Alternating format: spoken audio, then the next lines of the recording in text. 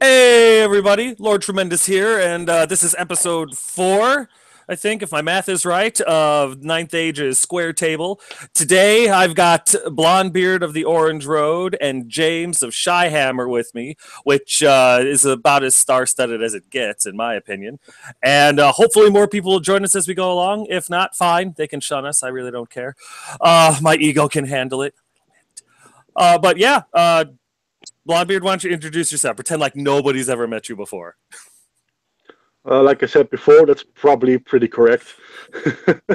I'm the main guy from the Orange Road, which is a Night Age channel, and I'm also part of the Night Age staff as the head of PR, and I'm part of the advisory board. But those little stuff. Being modest, I like it.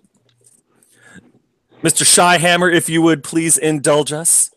What's going on, YouTube? All right. Hey, I'm James. Hi, I'm deaf. Thanks. I You should forgot. know this, Blonde Beer.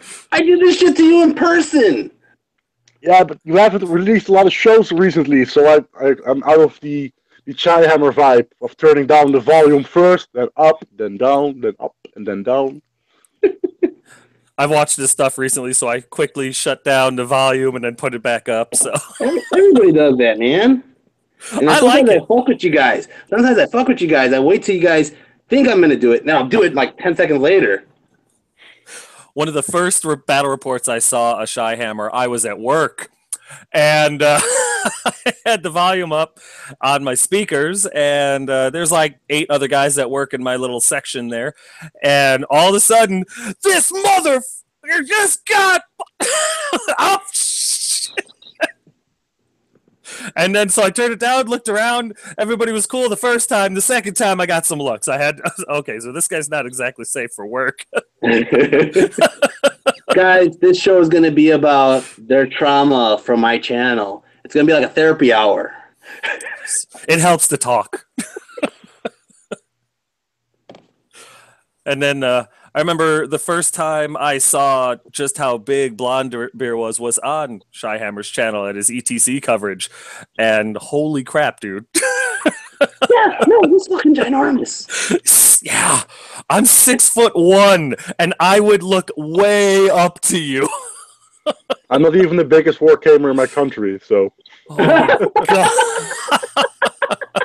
we have Bas, who's probably watching this, and Bas is like a head taller than I am. So We were joking about it, like, right when we came back from ETC for Team Mexico. If Team Mexico was me, my brother, and Blonde Beer, I think we would win just based off intimidation. we should then start the annual ETC rope pulling contest. Fucking beer kegs tossing them overhead and shit. Yeah. What happened? We just killed 2 people from France. Those are my points now. Okay. Instead of rolling dice for catapults, we just threw a keg. Whatever it hits, it's dead, Exactly. including the players. So yeah. Team Mexico murdered 8 people at the ETC to take first place. It's probably not even the worst cheating that would have happened at the ETC. I don't know. It seemed like a cool event. I mean, I couldn't go. My wife would absolutely shoot me in the head. I wanna go overseas to play in a Ninth Age tournament. Who's paying for that? Oh, we are. No. You should just bring your wife. It's the easiest way. I would love to do that, but then I'd have to bring the kids. I'd have to find somewhere to go with dogs. Get a babysitter for the kids. Lord Tremendous is not independently wealthy. I seem to have a lot of T-shirts that are made of. Do you see how small my house is? This is it. This is the only room. You've got a lot of cool stuff, though. All right, come on. That's from decades of being a nerd. You don't have kids, so you probably have way more money than we do. Kids are really expensive. They're worth it. I don't have kids. I have a dog. Boss, come here. Come here.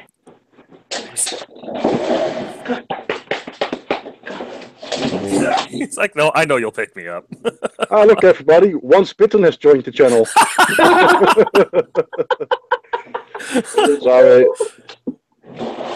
That's post shave, yeah. Every time one Well, now once bitten, you'll have to come onto the show at some point and defend with a yourself a beard. little bit. Yeah. So I guess we should hit the first topic because I'd love to get you guys in on or get your opinions on this one.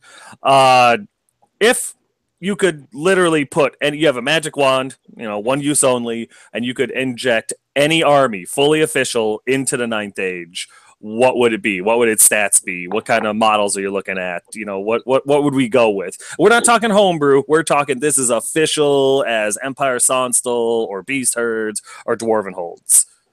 Blondebeard, why don't you go first? You're bigger than all of us. I would probably go with the April Fool's joke from last year and just go for an Oceanborn book because it would be really new and original.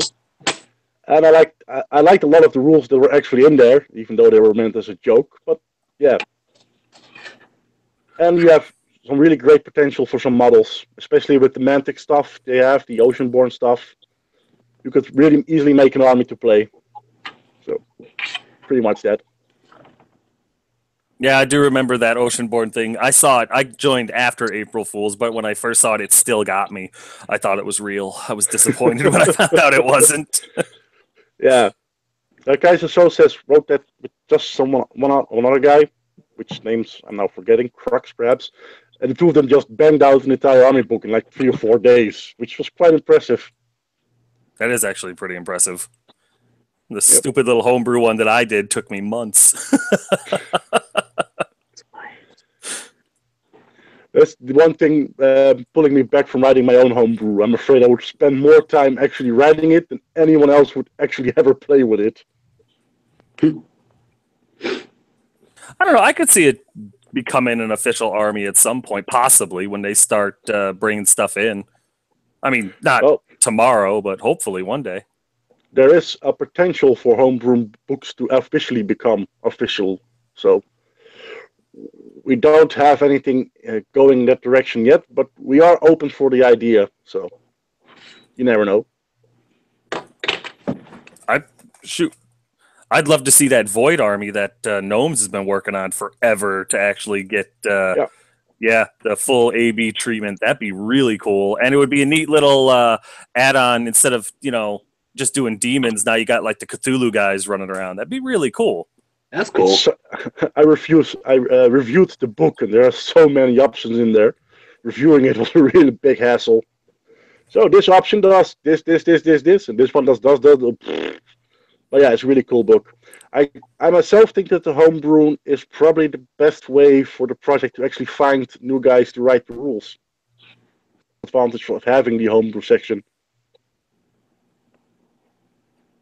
Oh, nobody's hearing me. Oh.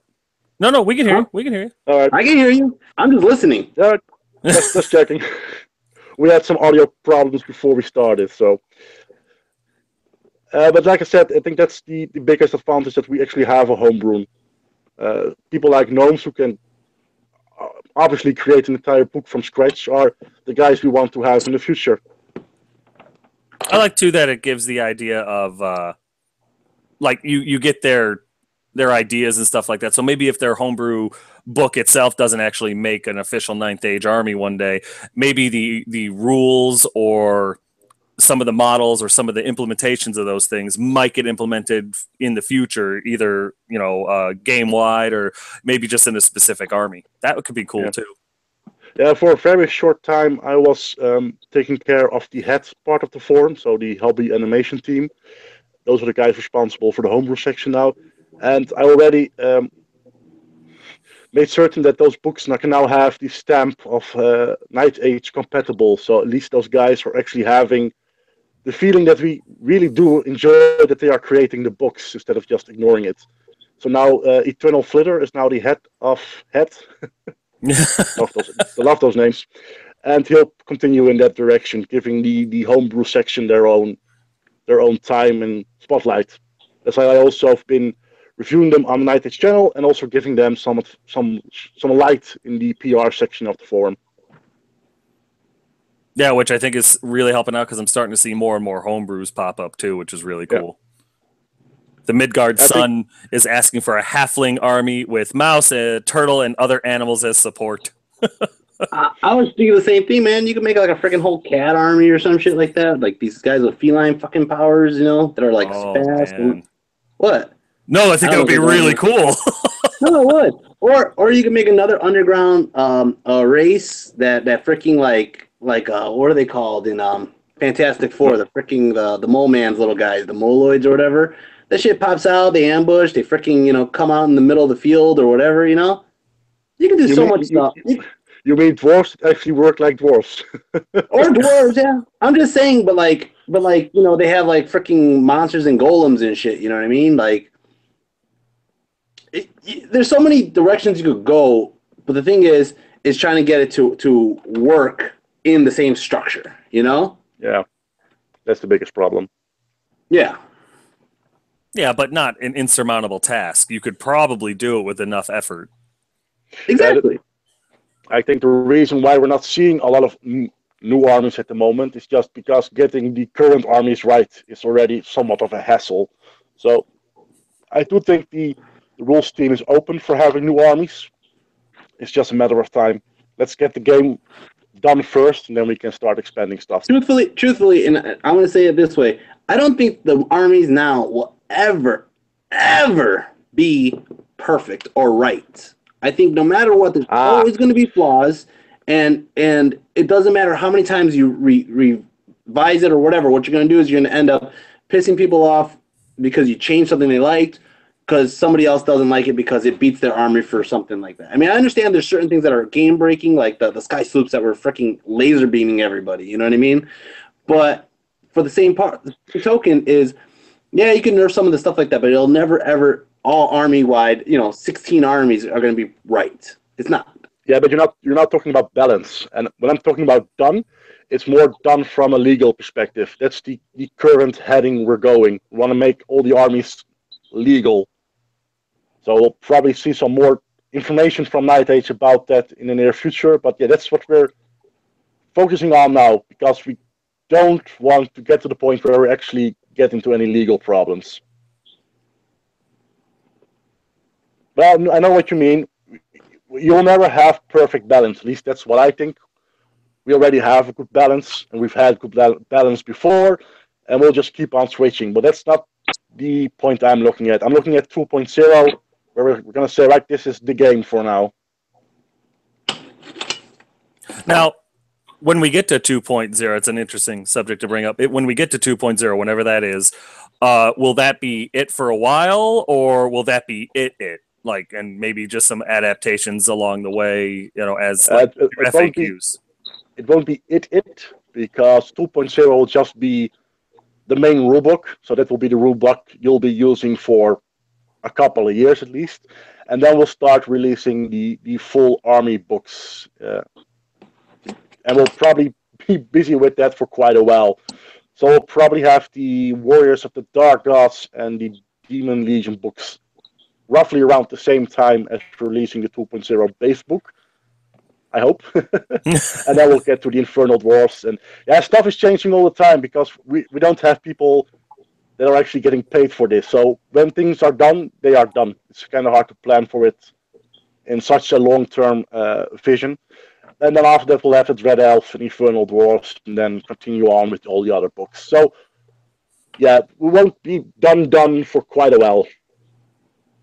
Well, probably not ever, because this is going to be a living project forever, because it's going to outlast Yeah, everything else, because it's the best. That's just how that yeah, but works. you never know if we might have, when we've released all the army books, we might have a look at releasing, I don't know, Dogs of War or Cat People. Never thought Chihammer was a furry, but let's continue with that. No, You no, I was thinking know, Dogs of War too, but I figured Dogs of War was a given. Like most people want to see Dogs of War because they have old Dogs of War yeah, models. I do like mercenary units. Just a straight Viking army. You know what I mean?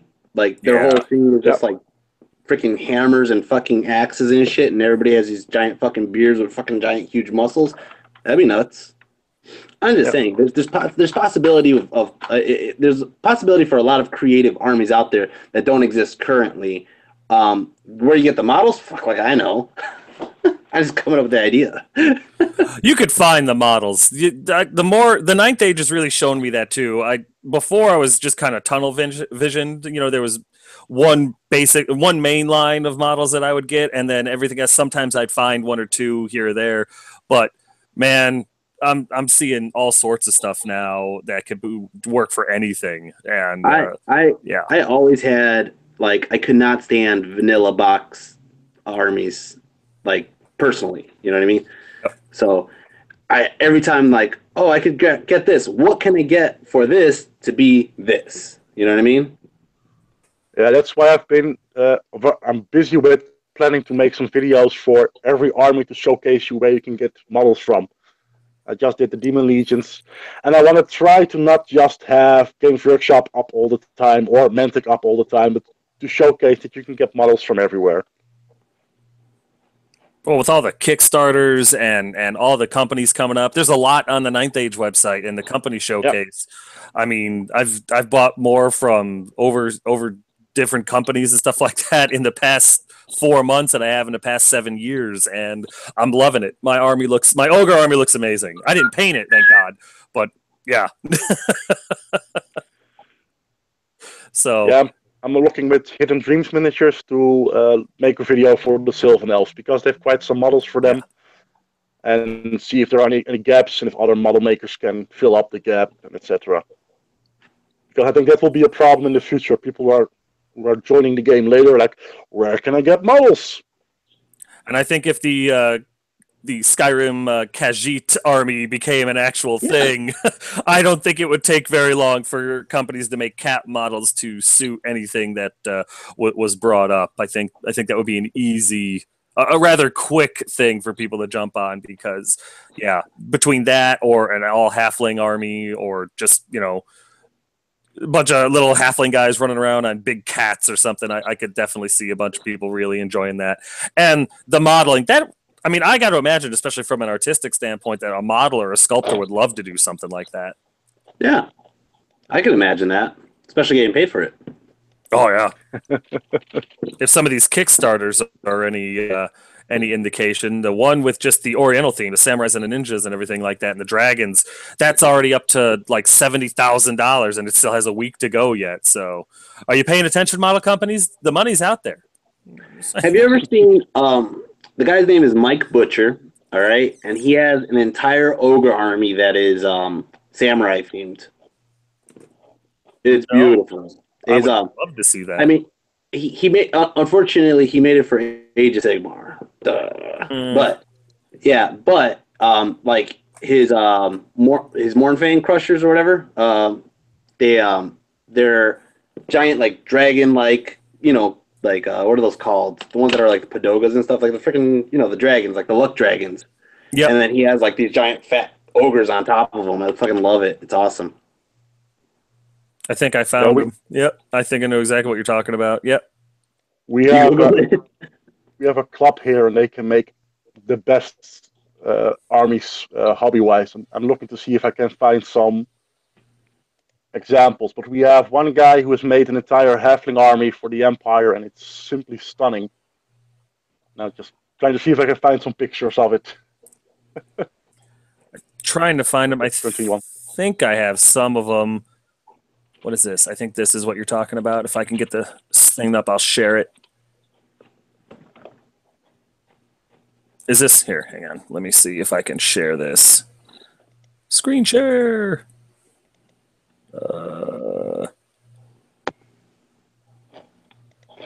This it? Nope, that's not it. I don't know how to screen share on my phone. Can you see what I'm looking at? Yes. Is this what you were talking about?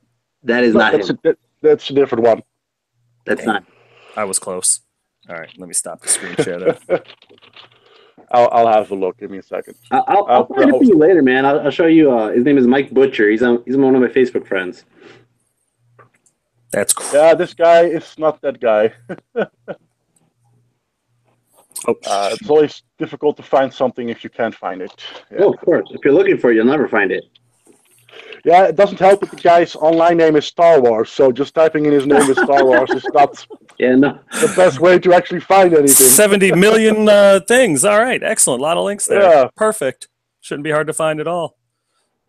Yeah. So what else? Do you guys got anything else going on, like hobby wise or anything? I know James does. If you wanna push your agenda right now. If not, that's fine too. Oh, my comics right here, man. I got the freaking black and white here, man. I'm not gonna show them like fully because it has to go like upright and all that, you know. But I got a bunch of shit I'm working on. So I'm working on this comic book. As Blondebeard mentioned on one of my videos, he hates my talents. Yeah, but I've been working on this comic book. It's giving me some sort of like I wanted to do it before. I wanted to do it like maybe say 10 years ago. And I had the idea, I started writing it up, but then when it came down to paper, I just never did it. So I just decided like this year, January, I was like, you know what? It's my New Year's resolution. I'm going to make this comic book. I'm going to work on it this year. I want to get like at least the first issue done this year, but I want to make this like a whole story that I want my nephews to read. My nephews, like every time I see my nephews, I tell them a story and they're just like sitting there like buying everything I'm telling them, you know, they're just loving it. So I want to have that same reaction, just period. You know what I mean? Like something that like I feel is a complete story, not like I don't know why these people did this shit. You know? Yeah, I get that a lot with a lot of like movies and books and stuff like that, where I just like look at it and I'm like, why would they go in this direction? You know? They killed off the characters that they shouldn't have. They did this, they did that, whatever. You know? So Yeah. I think we lost Lord T here, our host. You probably inspired him, so he's off to get some paper and start drawing himself. I know. I'm working on it right now, though. I'm like, that's what I'm drawing. But I also have some finished ones on the computer that have the color on it as well. So it has the color and the text, and it has all the the story down, basically, you know. Because I have to finish it in Photoshop to add like the little word bubbles and stuff. What about you, Blondie? Are you working on any hobbies right now? Well, I'm forcing myself to paint some models at the moment again, because since I've been in the Night Age, I have been playing a lot, but the hobby side just completely died. Yeah. So I've got pretty much every army except vampire counts. So I decided to just I've got a tournament next week, a team tournament. So I need 2,000 points. So I bought some vampire counts or vampire covenant models, and I'm trying to speed paint them up for the event. Oh man, it's not going well. So, I've pretty much only painted this guy working at the moment, and it's not really going anywhere. So are you playing them as a Terrorgeist? Yeah. I'm playing Cool. I'm playing a ghoul list as team. Okay. So you got a theme, huh? What was I going to tell you? What would you recommend for a team tournament? Like, would you recommend more shooting? Would you recommend more close combat? What would you recommend? Because I'm having this conversation with a person currently, actually, because we're going to the teams in Adepticon, and I actually won a team tournament with my brother, but we brought all shooting, you know. But it's easy with ogres and orcs. They kind of like go together, you know. This guy has all the elves, and I'm like, well, your shooting and my shooting kind of don't mix, and we don't have anything to like protect us. So then we started thinking of ideas. So what would you say is a good way to I usually try to first look if there's any cheesy combos you can have.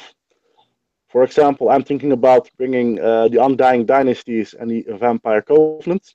So ghouls are really good core units, but you don't have hatred. But if you take the guy from the Undying Dynasty that gives hatred, the Herald, I think, and you throw them into the ghouls, they suddenly have 2 attacks with poison with hatred, which is quite a nice synergy, and they can actually join units because they're both unstable or undying or whatever the name is.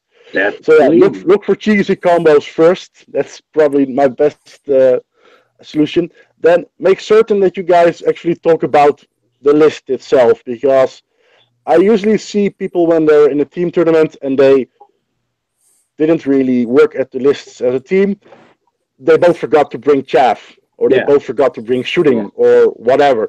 So try to build an all-round list. For example, I'm playing with the ghouls, so I've got a big block of ghouls. I've got 8 guys of the Crypt Horrors. I'm not quite sure what the name is. I'm bringing the Terrorgeist, and I'll probably have 1 unit of chaff. Then my points are up. So she'll have to bring, because I'm playing with my wife in the team tournament, she'll have to bring some chaff and some shooting because I've got neither. Yeah, it was much easier with my brother because he would be at work and I would just make the list myself and I'd be like, Chewy, bring this. And he's like, okay, I need to bring pigs. I'm like, yeah, you're bringing the pigs. Well, if I can give one tip, is always make the list as a whole because I've seen. Let me say like this: I don't like playing a team tournament where my opponents, just one guy is running the show, the other one is like, yeah, having a beer, just chilling. So yeah, make certain that you actually talk about it. No, my wife is not the best player in the world, so when we're playing a team tournament, and we play a lot of team tournaments, like 3 or 4 a year, I really have to force myself to actually let her make decisions instead of like do that, because there is no reason to play with her if you just do that. So yeah. No, there was a team tournament. That's important. There was a team tournament my brother came with me to, because he's usually my team partner, obviously. But we were making fun of one of the guys who was like, one of the guys wants to go take a piss. The other guy's there, and he's like, I don't know what to do if I make the wrong move. And he's like scared to play. And I'm like, me and my brother were like, holy shit. Like, if I walk away, I trust my brother. And if he walks away, he trusts me, you know? I just thought that was funny. Anyways, welcome to the show, Lord Tremendous. Yeah. I hijacked the show. You're fine. That's fine. That's exactly what you guys. Sorry, I had to step away for a minute. Real quick, Lord Tremendous real life issues. I have 3 dogs because I don't know how to stop at just one. And one of them knocked over a vase of flowers that I got the wife the other day. Well, not the other day. I think it was Valentine's Day. And it shattered. That's why I jumped up. I heard, psh, I heard, oh no! And I was like, I should probably investigate. So I apologize for stepping away. The ambulance and that. I had to change the station. The battery's dying. Uh-oh. Yeah, I'll plug you in, give you some life support. To touch on your subject. I'm just enjoying watching your room from all kinds of different angles. Yeah, it's only one room. All right, I made the best of it. Yeah, don't complain. Your room is probably bigger than my house. I'll tell you right now. The same size as my house. Yeah. I'll tell you right now. I bought this place thinking that like, oh yeah, this is plenty of square footage. Then I went to IKEA once, and at IKEA, they were like, this is like a 300 square foot room. And I'm like, why does it seem bigger than my room?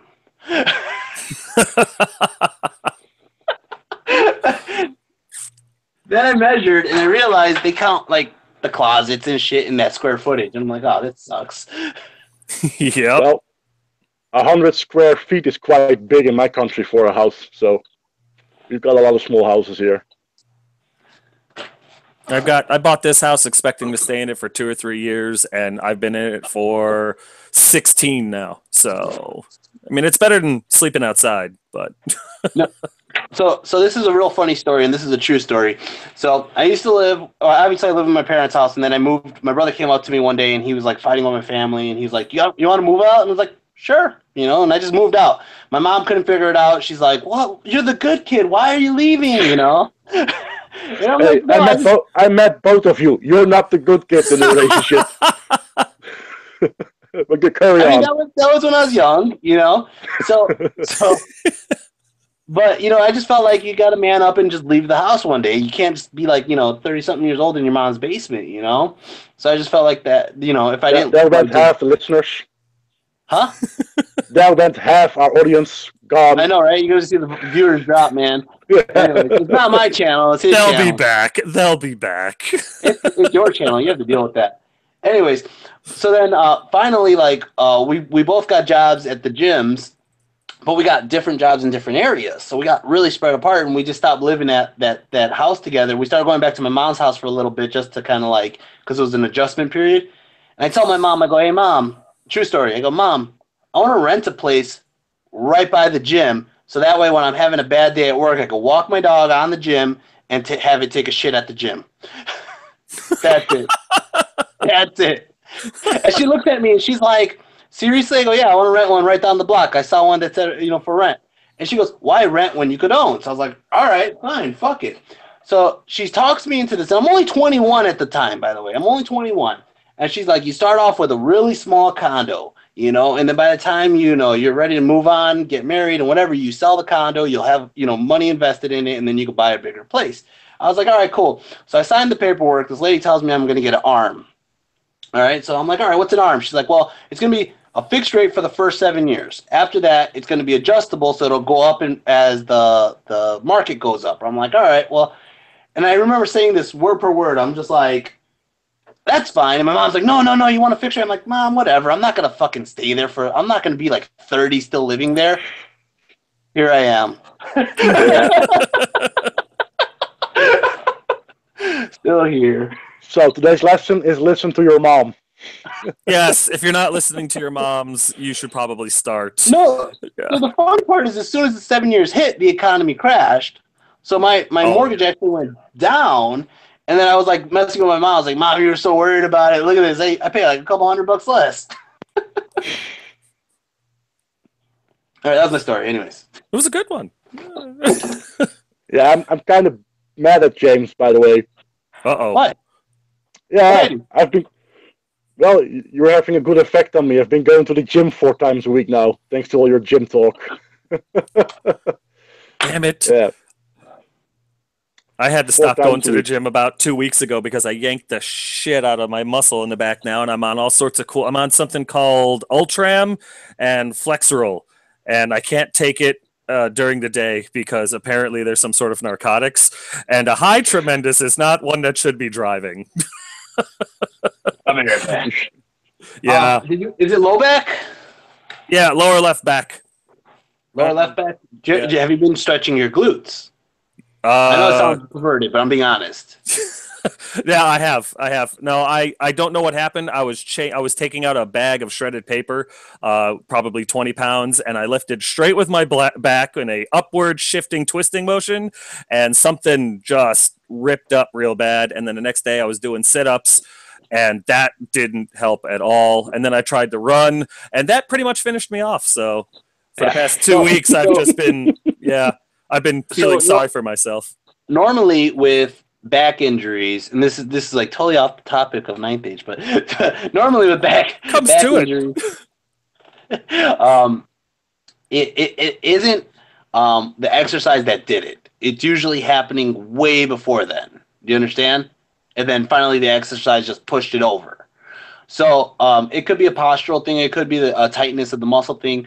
I find that with low back pain, like severe low back pain where you just feel like you can't leave the couch, Tiger Balm really works, and then put like a hot towel on it, and then also stretching out your glutes, because usually your glutes are one of the main issues that will pull on that low back. It happens all the time in my gym. See ya. He's like, fuck this shit. I'm out. I bet one of his dogs just knocked a vase off too. Poor man. Oh no, he needed another beer. That's what it was. He got a beer. Is it Heineken? Is it Heineken? No, it's a brown bottle. It's something I made myself. So. Oh shit! Ooh. He got moonshine. It's got moonshine. But to be honest, it's officially Heineken because I made it with Heineken stuff. So. Oh shit! He's gonna get fired. So how'd the show go? Not too bad. We talked about my glutes. We talked about my bad back. We talked about our moving conditions. And then we got Blondebeard fired because, he stole from his company. So it was a good show. We make beer for the Christmas party. So since I'm one of the guys helping make the beer, I get a couple of bottles for myself. So this is the last one, and I thought it was a nice moment to drink with you guys. I appreciate that, Blondebeard. I respect that. Yeah. I will drink with you. Diet Coke. I didn't bring a drink, so I'm drinking in spirit. I'll be right back. So we've been working on getting the ninth age and everything going on back up at the local store and everything like that. And I'm down in Louisiana, so there's Mardi Gras stuff going on, and where the local store sits, they close off that road in order to get there. And if you're at the store during the parade, you're not leaving. You can't drive out there. There's a bunch of floats. Cops will stop you. And that's been fun too. The cops on the horses and stuff like that, galloping around, running people down. That's even more entertaining than the parades. But I can't walk around in the parade. I tried, and after a couple 100 yards, my back starts screaming at me, and I'm a bit of a sissy when it comes to one-way pain. So, oh yeah. I will never be a tough guy, and I'm okay with that. But yeah, that's so. We've been pushing it a little bit, and we've got potential second ogre player. In fact, he's my old vermin player. He might still be watching Gnome Runner. I don't know if he is or not. So, he was in the chat. He's a cheesy player who played Vermin Swarm, and now he's playing ogres because they're cheesier. All right, good to know. Because of him and Skaven and AZ is the reason that I had to put up my 10 things I hate about Vermin Swarm. So Yeah, only 10. Do you play Skaven AZ often? I've never actually even met Skaven and AZ other than virtually and stuff like that. But I used to follow his channel back during the game that will not be named, and then once he joined back up with 9th Age, I subscribed and watched all of his stuff. But I've never actually played against him yet. I got to figure out that universal battle thing. I sometimes think he's probably the best player of all of us from the battle reporters. I do enjoy his tactics and stuff like that. They're very so vermin-y. you don't like his videos, just his tactics. Ooh. I named my wizard after my shaman is named after him, and when I'm mad at him, I get that son of a bitch killed. Okay, and he knows it. Can you show us the Chihammer model? I think I do. I have a picture of it. It's not a very good picture. No, just pull up the model. Aren't you at home? Pull it up? Yeah. Just bring it out, man. Be like, look, this fucking model, man. The model. Just pull up the model, not something else. The model. Yeah, don't be pulling up those pictures I sent you. Oh, ooh, okay. I got to go to a different one now. Hang on. There it is. It's not a very good picture yet. I got to make another one. Hang on a second. Let me screen share. Yay! Technical difficulties. Photos. Yeah, for some reason, this is like destroying my battery. So I might have to switch to the laptop in a few minutes. Can you guys see this at all or no? Is it not working? I just see black. Yeah. You might actually have one to paint your model. Just bright black, it seems. Nope, it didn't work. Oh, well. That's all right. Well, of course, we all watch your video battle reports, so we all know how the model looks. I was going to say, it's been kicking ass. It really has, and it was the most terrifying model that was out there at that tournament that I just played at. Everyone was like, that's a rock? Yes, it is. Okay, and they all kind of panicked about it. Nope, it's just not working at all. That's weird. Nope, apparently I can't show you the model. So if you want to see the Elf Eater Chihammer combo rock that I use, you'll have to watch my battle reports. Ha! Are you bringing it to Adepticon? Absolutely. Awesome. Absolutely. Rufus, Elf Eater, Chihammer, Skaz, Lord Tremendous, Blackshade, everyone will be there. And of course, Khan. Khan! I feel kind of left out here. No. Don't feel left out. Don't feel left out, because in my Warrior of the Dark Gods army that I'm going to be making this summer, you are going to be prominent in it, my friend. So, dude, all you got to do for Blondebeard is make any giant model with his beard. And that's it. It's done. Well, the beard has to be blonde. And Yeah, green stuff, little belly on it as well. Give him some moonshine. There you go. There you go. Oh no, I've got it. I've got a prominent position in the army for you, and you get to be. Well, it's a surprise. You get to see, you're mounted, if that helps. Yeah, let me guess. I'm the little Muppler guy riding the other Muppler guy. No. You're like dragon sized. You're going to be a Manicore. So yeah. Don't worry. All the YouTube people will be involved in that particular army. I'm excited about that. Everyone will be represented eventually. In fact, I was playing Blood Bowl and I had a human team that was all the YouTubers, but doing video battle reports is such a pain in the ass. I've got like 3 that I've got to do, and I can't get past the first one because it takes like 8 hours to do an hour's worth of video editing, and it's a pain in the ass. Wow, then either you're doing it wrong or probably I'm doing it wrong. No, I'm probably doing it wrong. It's just I want to cut out all the dead, the excess weight. I don't want you to just watch a 3-hour game with some random narration in it, So you have to cut it out, and then you got to A get lot it of all people narrated. seem to actually like that. They prefer to have just a webcam streaming of the game. At least that's what I've been hearing recently. I used to watch Blue Table Painting, and that's what they did. They just had a freaking videotape of the guys playing, and they're like confused as fuck. He's like, I don't know what the rule is, I used to watch those before I started making my own battle reports. I think one of the best qualities in his videos is he's like, oh, don't worry, we'll just cut that out, and he leaves it in there. Don't worry. This won't make it to the video. It made it to the video. Yeah. As soon as I get Wi-Fi up on my club, I want to stream the tournament top tables. See if people like that.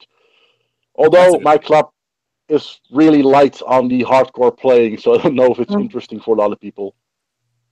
We have a really casual atmosphere, so any game is fun,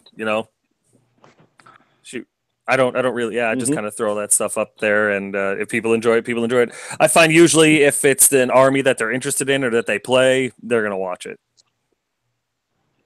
Yep. Be right back. I've got one advantage. I can't actually make any battle reports at the moment. What'd you do? No, I'm getting my list ready for the ETC. So my captain prefers me not to make battle reports of our secret lists and stuff like that. So my partner for the Adepticon, the team game that we're playing, he didn't want me to put his list up there or anything like that, and I didn't put my list up. But I mean, I don't mind putting a battle report up of our team games because they're interesting. Ogres and King of Ecotane up against whatever is pretty cool combo, and I just don't put the list so you don't know what magic items and stuff like that we have. I figured when it's time to trade our lists with our opponents, they can see them then. Hey, Blondebeard, don't forget, before ETC, I put up every video I ever had, and I lost all 6 rounds at ETC, and all 6 opponents never watched any of my battle reports. Lie. Think about it. Oh yeah. Okay, I'm sorry. You did, Blondebeard. But come on, seriously, did I lose because you watched my battle reports? No, I lost because I fucking like a dumbass was like, here, you can have my army. I'm gonna try this. Nah, but there is a tendency at the top level that people don't want to have their list shared.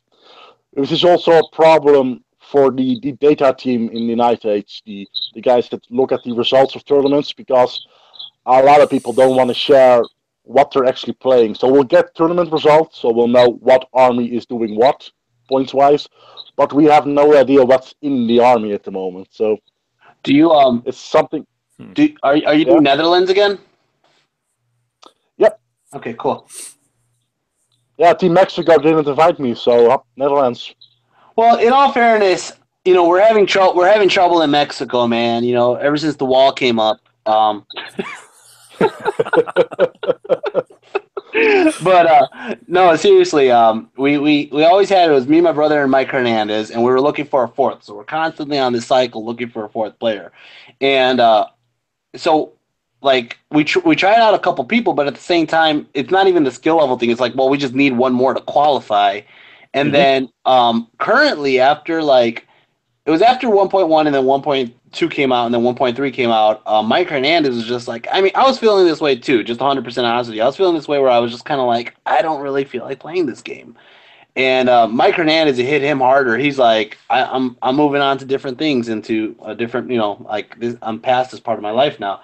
And I was like, that kind of sucks because now, currently, somebody actually responded on one of my notifications on the Ninth Age forum, and I was like, shit, now we got a Mexican, and now Mike doesn't want to go. So now I have to find another Mexican. You should talk to Mike's wife. She's wearing the pants at home anyway, so. She's white! If she's got a Mexican ID or something, like some sort of citizenship, that should pass. That should be good enough. You got to see past skin color, man. Yeah, Hey, I'm gonna drop out of Mike's the wife chat. is really nice anyway, so. I'm gonna drop out of the chat and I'm gonna try to get on my laptop because this is about to die any second now. Okay. Great, we can talk about Chihammer. Perfect. Oh man, knock yourself out. He'll never see it. This will never make the cut. Don't even worry about it. Edit it out. You edited it out, exactly. All right. Well, hopefully he comes back. But yeah. So what is it with ETC now? You have to have 4 people of that nationality, like official citizens, or how does that work? Officially, you need 4 at least. And I think there was something about having, you can't have 4 guys from a different country joining up as well. So you can't have 4 Americans and 4 Mexicans, but I might be completely wrong with that one. It might have been just an idea. For example, you often see that very active Night Age player countries like Spain, they'll have like 40 guys who want to actually go to the ETC. So yeah, those other 36 or 32 players are trying to get in every team everywhere. So there's usually no problem to find. There's usually no problem to find actually people who want to join up, unless in James's case you actually want specifically Mexican people to show up. Well, our other 4 players, and this is the truth too, is they're Americans, they're mercenary for us because we can't get 1 fucking Mexican. How the hell are we gonna get 8? I had my hunches about Team Luxembourg last year. They were. I wonder. Luxembourg is like a really, really small country, so it's like, wow, Team Luxembourg. Do they actually have Night Age players? Yeah, but I hate to say it. I just feel like that there's going to be like just somebody who's going to be like, well, let's check their let's see how many of them have their actual papers, and I want to make sure that it's a legit team. You know what I mean? Because I just feel like somebody would do that to be an ass.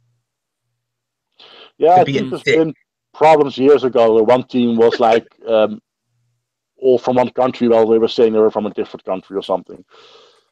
And there went. Oh, you're back. What happened? I have no idea. I see James's image going up and down, up and down, up and down. Oh, I don't know. It looks stable to me. All right, fine, good.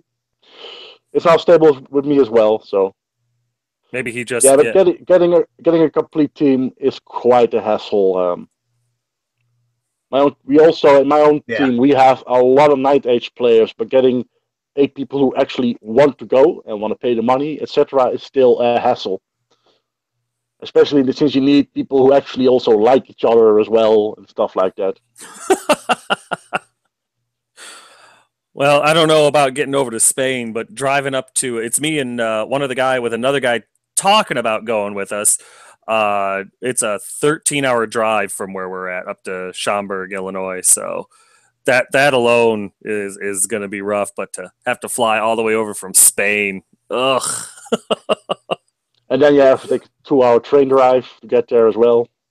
I like riding on trains. As stupid as that sounds, that was one of my because I'm actually from Illinois and I lived just outside of Chicago. And taking the train in and out of Chicago, I used to really enjoy that. So the train ride would be a lot of fun, provided it didn't my wife's the same. She likes riding a train as well. And I'm like, right, waiting.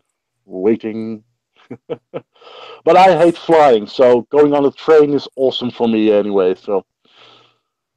Yeah, a train, I feel like for some reason, if that crashed, I'd survive it. A plane, those make me nervous, especially when you have to fly over the ocean and it's like 11 hours and you're just looking out the window, looking at water going, no one would ever find me. That bothers me a lot. I'm not afraid of flying. I'm afraid of the small chair, the small leg space, etc. Oh, that's right. You're 8.5 feet tall. I forgot. Yeah. Okay, that's fair. But, I mean, how long of a plane ride is it from where you're at to Spain? I think it's about 2.5 hours to fly, and then 2 hours of train, or if I go completely with the train, it's like a day and a half or something. So you there are plenty of options. All the way there for a day and a half. That would the train there would be kind of neat. All the way there. Nah, screw that. Get yourself a real nice train card or something like that. You know, Harry Potter, that shit. I'll never forget. We had a team tournament a couple of years ago. It was in Denmark, so that's like 8-hour drive or something. Yep. So the 9 of us get into the van, one van for all of us. We went to my work. We got a lot of beer as well. So we started driving up to Denmark. Then we hit traffic in Germany, and we were stuck in traffic for about 6 to 7 hours. We couldn't move on. So we actually started drinking. So by the time we got to Denmark, it was 2 o'clock in the night. Well, we had to be there at 9 o'clock in the evening. But our opponents were nice enough to have waited for us. So at 2 o'clock, after we've been driving for like 12 hours and we're completely drunk, except the driver, we had to play one of the best ETC teams in the world. That was fun. I think we got like 2 points in total. So, hey, at least it wasn't goose egged. Wow. Yeah. Well, we were standing outside. We were so stuck in traffic. We were just hanging outside the bus, drinking and smoking on the road. Good memories. I've heard traffic out there is rough. Well, so maybe you should just take the train then, especially if you don't like flying.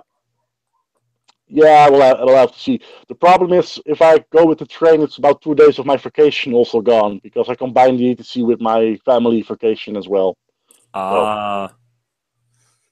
I'm the kind of guy I've got the kind of wife who does not enjoy me flying off for a couple of days and spending a shit ton of money without her. So, yeah, like I said, that's one of the main reasons I probably can't make it to the ETC in Spain, because if I told the wife I need to spend $3,000 to go over to Spain to play in the ETC, I'll be back in a week. Yeah, like I said, just bring her. I do the same with my wife. It's tempting. I could probably take the kids, leave them over at the parents or something like that. But it's just, again, convincing her to go like that. Also, I don't know how well she'd do away from the kids. She's kind of attached. So you don't sell it on the idea of going to ETC to play a game. You're like, hey, babe, don't you want to go to Spain?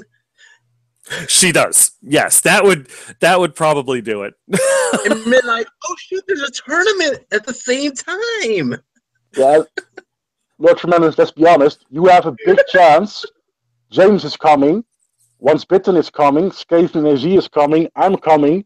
If you don't come, you won't be one of the top YouTube channels anymore. You'll be left behind. Well, if all of us came, I would approach, if this many YouTubers came to the ETC, I would approach the ETC organizer and say, Team YouTube. I mean, come on.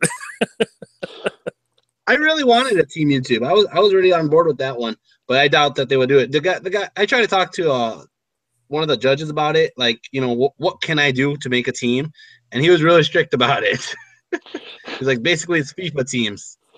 Yeah, they're a bit strict about it because we've seen some people taking abuse. I do think having a team of complete, I don't want to say noobs, YouTube guys, would be good for the tournament because you would get a ton of coverage. And this is the first time last year we actually had some coverage at the ETC, I think. So, which is a shame because it's one of the biggest events in the world.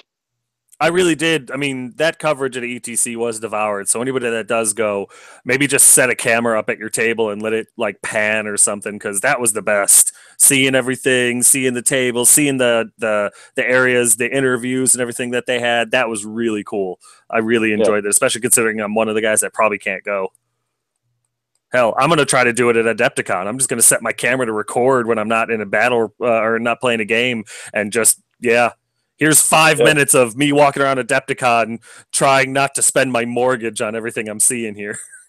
Yeah, I think it's a shame for me because I started YouTubing pretty much just for the ETC, so I didn't have a lot of experience doing this. I still don't, but then even less. So yeah, my coverage wasn't as good as I hope it will be this year. I've even thought about not playing this year and just go to cover the event, but it's a lot of money to go, so I actually do want to play for my money. Yeah, absolutely. Yeah. I am honestly, like I said, Team Mexico kind of went quiet for a few months there, but I'm gonna revisit. Most of my team's gonna be there at Adepticon. I'm gonna talk to them. I'm gonna be like, are you guys coming? Or are you guys not? Because if somebody's not coming, if somebody's like unsure or whatever, I'm gonna just go up to Once Bitten and be like, hey, Once Bitten, I know you wanted to go. Team Mexico, man. Just saying. Just let him grow the beard. He'll look Mexican anyway. No problem. I was gonna change his name to like Chad Gonzalez. Teach him a few words in Spanish. Should be good to go. Just say your name is Chad Lopez. That might work.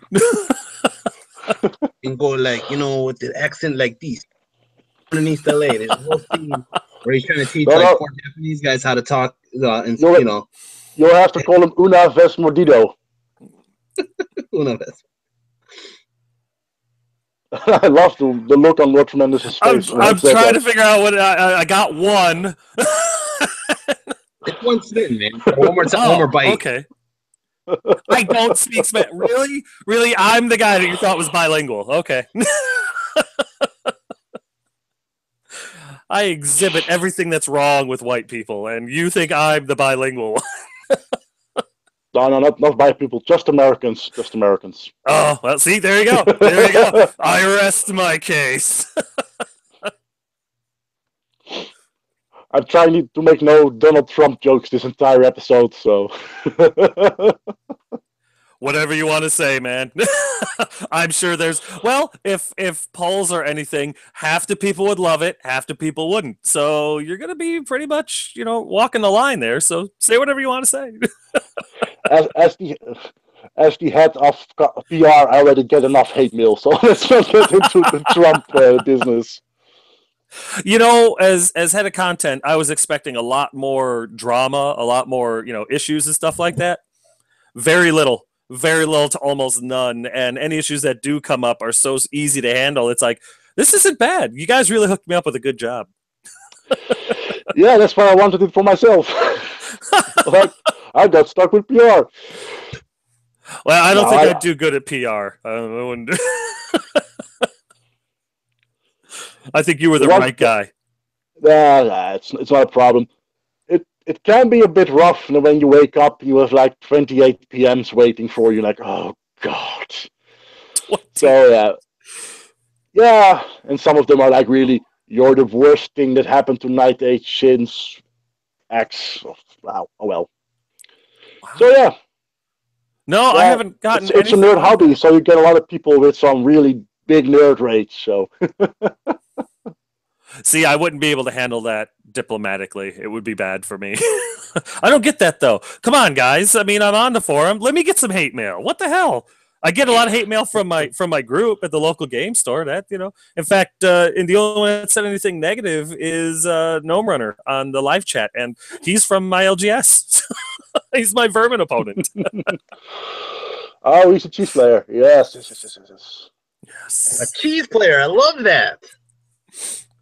Well, he just we were setting up his ogre army yesterday. I made him a 4,500 point list, and then we got distracted as hell. The store owner was playing all the 1.5 stars or less movies on Netflix while we were gaming, and man, it distracted the hell. You talk about just no ability to focus. We were just like, "What is this?" Sharknado. Something Cowboys versus Dinosaurs. Woof. We watched Cowboys versus Ninjas. Yeah, it was really, really bad. And but super entertaining. So we got distracted, and then we ended up going to see that movie Get Out, which really good movie, socially awkward. But yeah. I've got a good mini topic. What's the worst thing what's distracted you in a game ever? I don't think you guys can top mine. I got a good one. I don't think so. I was at GT back before Ninth Age, Square Bases, and I'm not going to say which one, or I'm not going to say my opponent or even what he was playing or anything like that, because it was kind of weird. It was like the second game, and dude's, I think, fiance. I don't think they were husband and wife yet, but he was young. I'm going to say probably under 21. Between 20 and 18, and his wife, if she was 18, she just turned 18, and she did not know that he was at a the GT. You know, he just left without telling her or anything. So we're in the middle of our game. There's this girl that shows up, and I say girl because if she was a woman, she had just turned into one, you know, just barely 18 years old. She comes up to him and just starts tearing into him, and we're like in turn 3, and I have the upper hand. I'm beating him. It's pretty obvious unless something goes left field, I'm gonna win this one. And she just starts tearing into him. She found him because she found the credit card receipts that he's at a hotel. Is he? Oh my god, the drama that unfolded before me. People have to pay for, and I sat down and I waited, and the guy was trying to be cool. He apologized to me, and I was like, handle her, man. I'm fine. The TOs came over. Yeah. No, it never got violent. It never got violent. She was furious. She never got teary either. She was just vengeful. And yeah, she yelled at him a bunch. The TOs came over. I think maybe they knew him, but not like friends, maybe an acquaintance, or they'd seen him before. And they start talking back and forth. Man, they left for like 40 minutes. I'm sitting there and everyone's looking at me like, I don't know what happened. And the guy comes back. There's like 15 minutes left in the game. And he's like, what turn are we on? And I'm like, I don't have a clue. So he conceded the game, which was great because I couldn't even remember what phase we were in. So that's as distracted as I've ever been. I have two stories. Okay, one was me and one was somebody else. All right. One of them, I was a TO. It was a small dojo tournament. So small dojo tournaments, I'm able to play normally because it's not that big of a deal. There's only like 10 guys there or whatever, right? So the thing is, for dojo tournaments, usually not the gauntlet, but other tournaments, we all pitch in $10. There's a pool. Basically, whoever wins the tournament wins the money. You know, that simple, right? So this guy's playing Infernal Dwarves. He's in the lead. He's freaking destroying everybody every round. He's gonna win the whole fucking thing, right? His mom comes in and she's like, we gotta go now. And he's like, Mom, I'm on the top table. And she's like, no, we gotta go. It's a 3-hour drive. There's no way I'm gonna stick around here. What time is this shit gonna end? We gotta go now. And he's like, I gotta go, guys. And he just straight left. Poor kid, man. I know. I'm serious. The other one was, and this is another mom story, was me. I was playing, this was probably like my second tournament. This is probably 2014. I think it was like 2014. It was my first Blood in the Sun I went to. And we were trying to get my nephews into the game, my brother and I. So we were telling my nephews, like, yeah, come on down, check it out. Now, my most of my family lives out in the suburbs close to Wisconsin, okay? So are you guys still there? Because it's kind of like frozen. I'm listening. Oh, okay. All right. So, you know, my family lives close to Wisconsin. They're really, like, way far suburbs up north. So, like, I barely see them as often, right? So all of a sudden, I'm like, yeah, Mom, if you could tell Ruben to come on down to, like, watch our games and blah, blah, blah, it might get him, you know, excited to come play. And this is still 8th edition Warhammer Fantasy or whatever, right? So first guy I play was a Lizardman army. I kick his ass. I fucking 20-0'd him. They move me to like, I'm in the top room, top 5 tables or whatever, right? Second round, I'm playing an Empire guy, right? And I have, like, Gorbat on the table. I'm like, all right, I'm going to have him tear up these tanks. I'm trying to come up with, like, these tactics. All of a sudden, my mom shows up with my nephew. And my mom's like, hey, James, I brought you some pots and pans. And I'm like, Mom. And I'm like, I'm trying to focus on the game here. And she's like, listen, I don't see you that often. I figured this would be an easy spot for me to give you these pots and pans. You can make yourself spaghetti. And I'm like, Mom, shut up. And she's like, here, I'm going to leave these pots. And she had, like, a whole bag. And they're like, glink, glink, glink, glink, glink, glink. And I'm like, she did that on purpose. That's awesome. That's awesome. Oh, wow. That's outstanding. All right. Let's hear bomb beers. I've got a couple. I'll start with the ETC. So I'm playing a game against somebody who's looking at me like all serious, game face, game mode on. And like I said, my wife and son were there as well. So my son shows up at the table where we're playing, and he suddenly picks up my models and goes like, woo! And my opponent is looking at it, and I can see his face going like, and he's trying not to laugh because he wants to keep a strict face. I'm like, well, I guess my war machine is working this turn. And then he suddenly starts laughing like an idiot. So yeah, he was completely out of the concentration, which was nice for me because I won the game after that. So creative cheating. But the worst thing I've ever seen happen is I was playing a team tournament in Denmark against Team Ireland. And I don't know if you guys know, but Team Ireland has the reputation to be the heaviest drinkers on the tournament scene. So I'm playing against one of them, and we're having a really nice guy, nice game, everything's going nice. And one of his teammates was done earlier, so he stands next to him and he starts talking as well. Like I said, we were having a very casual game, even at a team tournament. Ireland's always having fun. And he's like, "Hey, is my teammate being hard on you?" I said, "No, it's just for fun." I'll distract him," he says. And then he whipped out his dick and put it on the shoulder of his teammate. And I'm like, yeah, there went my concentration whatsoever. Wow. And he was like, look, I draw 2 eyes on it as well. And I'm like, oh my God. So yeah, that's Team Ireland. They're always a lot of fun at the tournament scene. Yeah, that would do it. That would distract me. I'm like, oh man. I can honestly say I've never been to a tournament where anybody's reproductive organs made it onto the table. So I was at a tournament. I didn't see it happen, but I saw the after effects. It was game 4, maybe 5. I don't know, but this was at one of the lower tables, right? And this is back in 7th edition when demons got ward and regen. You remember that? So something happened, and from what I heard the screaming, I heard the yelling. Although I thought it was somebody celebrating, and I guess somebody just cleared a table. You know what I mean? All the models on the floor just cleared the table. And of course, the individual whose models, I guess they cleared their models and their opponents. And of course, the individual whose models got removed from the table for him got violent. The other individual was already raging out, so he got violent. The TOs were there. One of the TOs is built like James, so it was a quick fight.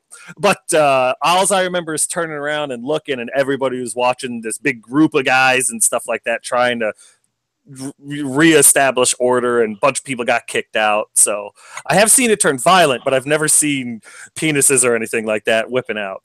Hey, Blondbeard. So last year in ETC, you had wasn't there a player in one of the lower tables? I don't want to name the country specifically, but one of the lower tables that we both played that you asked me if he was a dick. Yeah. You know which one I'm talking about? Yes, I do. Yeah. This guy, I swear to God, I don't want to. But like, Blondbeer's massive, all right. But besides Blondbeer, I think the next closest people is like my brother, and then like there's some big guys that are like heavy, but then me, But I'm pretty sure this guy got really pissed on one of the moves. My spider ate a bunch of his shit, and he was just like pissed, like, motherfucker, and he hit the table, and he looked at me, and he looked at my brother, and he just went back down like, this is not a fight I'm gonna win. No. And I swear my brother thought the same thing. I was like, I'm pretty sure that guy would have tried to get violent, but I think we'll fucking crush him. Listen, man, you don't want to lose 2 games right now. Just lose this one and walk away in pride. I've got a picture from that game, and you can see me sitting on the table, and you can see every muscle in my neck bulging out from being so pissed off at the guy. So yeah, I once made the error. I was playing a tournament, and my wife was also playing.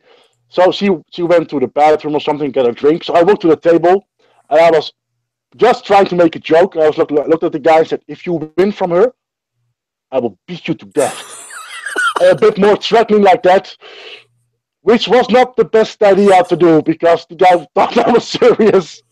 He was like 1.60 m and like, "I will crush you." Yeah, bad idea. So did he beat your wife or did she win?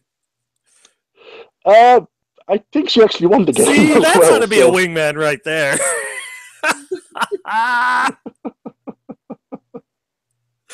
Oh no, I've never had a threat. I've never had anything like that. I've had people get upset, but I totally understand that. Just things aren't going their way.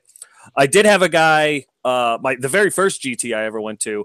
It was I had a couple of buddies came with me, and one is a bigger guy. He kind of looks like a roughneck, and he's taller than I am, bigger than I am. He's got the Viking beard thing going on, but he's a teddy bear. He's a really nice guy. But when you look at him, you think he's going to take my lunch money.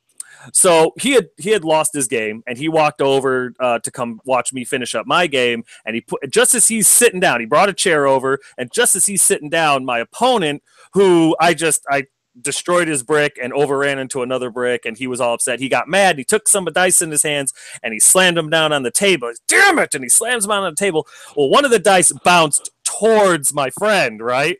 And this poor guy, he saw it like almost hit my friend, and he's like, I'm sorry. And my friend just kind of looked at him, and I found out later he had no idea what he was apologizing to him for. And he was like, it's fine, man. Don't worry about it. And no shit, swearing my kids. I win that game. It was like game 3, so we broke for lunch. Or it's game 2, we broke for lunch, and we go over to Wendy's. Well, this guy followed us over to Wendy's, and when we got there, we were ordering our food, and he comes up to my friend and says, I'm really sorry about losing my temper, blah blah. Can I buy you your lunch as an apology? To my friend, not me, to my buddy. My buddy's like, sure, go ahead. I ordered this, and the guy goes, I'll pay for that, blah blah blah. It was great. So I have seen that, but I've never had anyone go, if you win this game, I'll beat your ass. I'd be like, oh, well, now I'm motivated. I want to see what happens. Now, don't get me wrong, man. If you came over to me and said that, I'd probably be like, shit. Yeah, the funny part is my own meta is so extremely casual. We have if we're having a 40-man tournament, I think there's like 2 people like, I'm gonna win this tournament, and the rest is like, I'm just here to have fun and drink some beer. So yeah. So here's my deal: is I honestly was so upset with the changes in the Orcs and Goblins book, the nerfs, the freaking loss of the magic, the loss of poison, loss of armor piercing, loss of rerolls, loss of wards, all that kind of crap. Right? I was so upset. I didn't want to play. It kind of put me in a bad mood. And then I realized it's not about the game. It's about the fun with the friends. It really is. And that really just brought me right back in. I was like, and I was telling Lord Tremendous this earlier too, that the gauntlet that I just had last weekend, it really brought me back to wanting to play because I had so much fun with these guys. I had so much fun. Like, we went to the bar after. I don't even drink, but we went to the bar afterwards and, hung out with them, was talking to Len, talking to Jake Murphy, talking to, like, all these guys, talking to Tom Taylor from freaking England. You know what I mean? And just hanging out with them. And it was just like, man, this game, it brings us together, even though it's not really the game. You know what I mean? Yeah. Absolutely. Actually, I don't know the feeling. There's a couple of games I played that I don't even enjoy, but it's just the time spent with friends that I enjoy. So the war games are exactly the same. Yeah. And that's another point was awesome train of thought. That's totally 7. 7, yes. What were we talking about? I'll get 4 of them.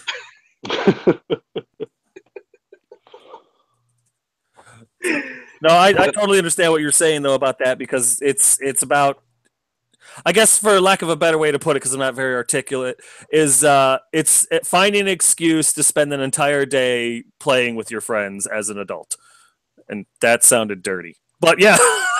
So I totally get that. Not as dirty as I was talking my client this morning. I told her in my brain, I'm talking about get on your knees, do push-ups, and I want you to get deep. Okay? She heard something totally different. Get on your knees and go deep. She was like, "What?" And you were thinking, like, why is she taking off her pants? What am I doing wrong here? What did I say? What's going on here? Why is it that? What the fuck for what? Why is it all my clients always take their pants off for the push-up part? I don't understand. Oh, okay. Now I know what I'm saying. Got it. No, I remember what I was gonna say earlier. But I honestly want to go to I went to North Carolina last year. I visited my friend from from this old video game I used to play. But then I went to go play at Brawler's Bash last year. And unfortunately, Brawler's Bash is the same exact weekend as Adepticon this year. But I want to find another tournament and just go out there, see the same guys, see Tunison Witchify and Woghammer and C1's Bitten and hang out with those guys again because there's just so much fun, It's just so much fun. And I want to go visit my friends around, The same reason I want to go to ET. I want to see this big fuck. That's the biggest reason why I want to go to the ETC. It's just a great way to meet new people and just hang around with people you already met. I'll have to say it will probably be weird this year because I was kind of surprised at the Night Age Masters because that was I think in March last year or April or whatever. Got a bad memory. And everybody was like, "Hey, Donny Beer." I'm like, "Hey, who the fuck are you? Hey, who the fuck are you? Who the fuck are you? Hey, hello." Because people either know me from the channel or from Night Age the forum or from the PR. I'm like, "Oh my god." One of my teammates got annoyed because he was like, "Hey, let's go smoking." So we're gonna walk outside to smoke, and I'm stopped 6 times before I can actually get outside to have a smoke. So yeah, I'm wondering how the ETC this year will go. James is probably used to it as well, because he's of course a living legend. In all honesty, my first opponent was the only one I felt like he was really kind of like, okay, that's enough, like we're trying to play, And then people were like, there were just people like surrounding the table watching the game, and I was just like, I'm gonna put the shit up later. You can watch it later, man. They're watching it live, man. And if you take the picture poorly, they'll be in it. I think it really did annoy my first opponent, but he was probably one of the funner guys to play against, the one that had a fair chance against. Yeah, I've had it before that when I show up at tournament now, my opponent is like, "Oh fuck, I'm playing you. I'm gonna lose, am I? Right? I'm like, oh god." I only post the videos where I win, mate. No problem. There's nothing going on behind that. This is game 4. Don't worry about the other 3. So, from what I got from this right now is I'm gonna go to Salamanca. I'm gonna see Blondbeer. I'm like, "Hey, Blondbeer, what's up?" And he's gonna look at me like, "Who the fuck is this guy? I don't remember."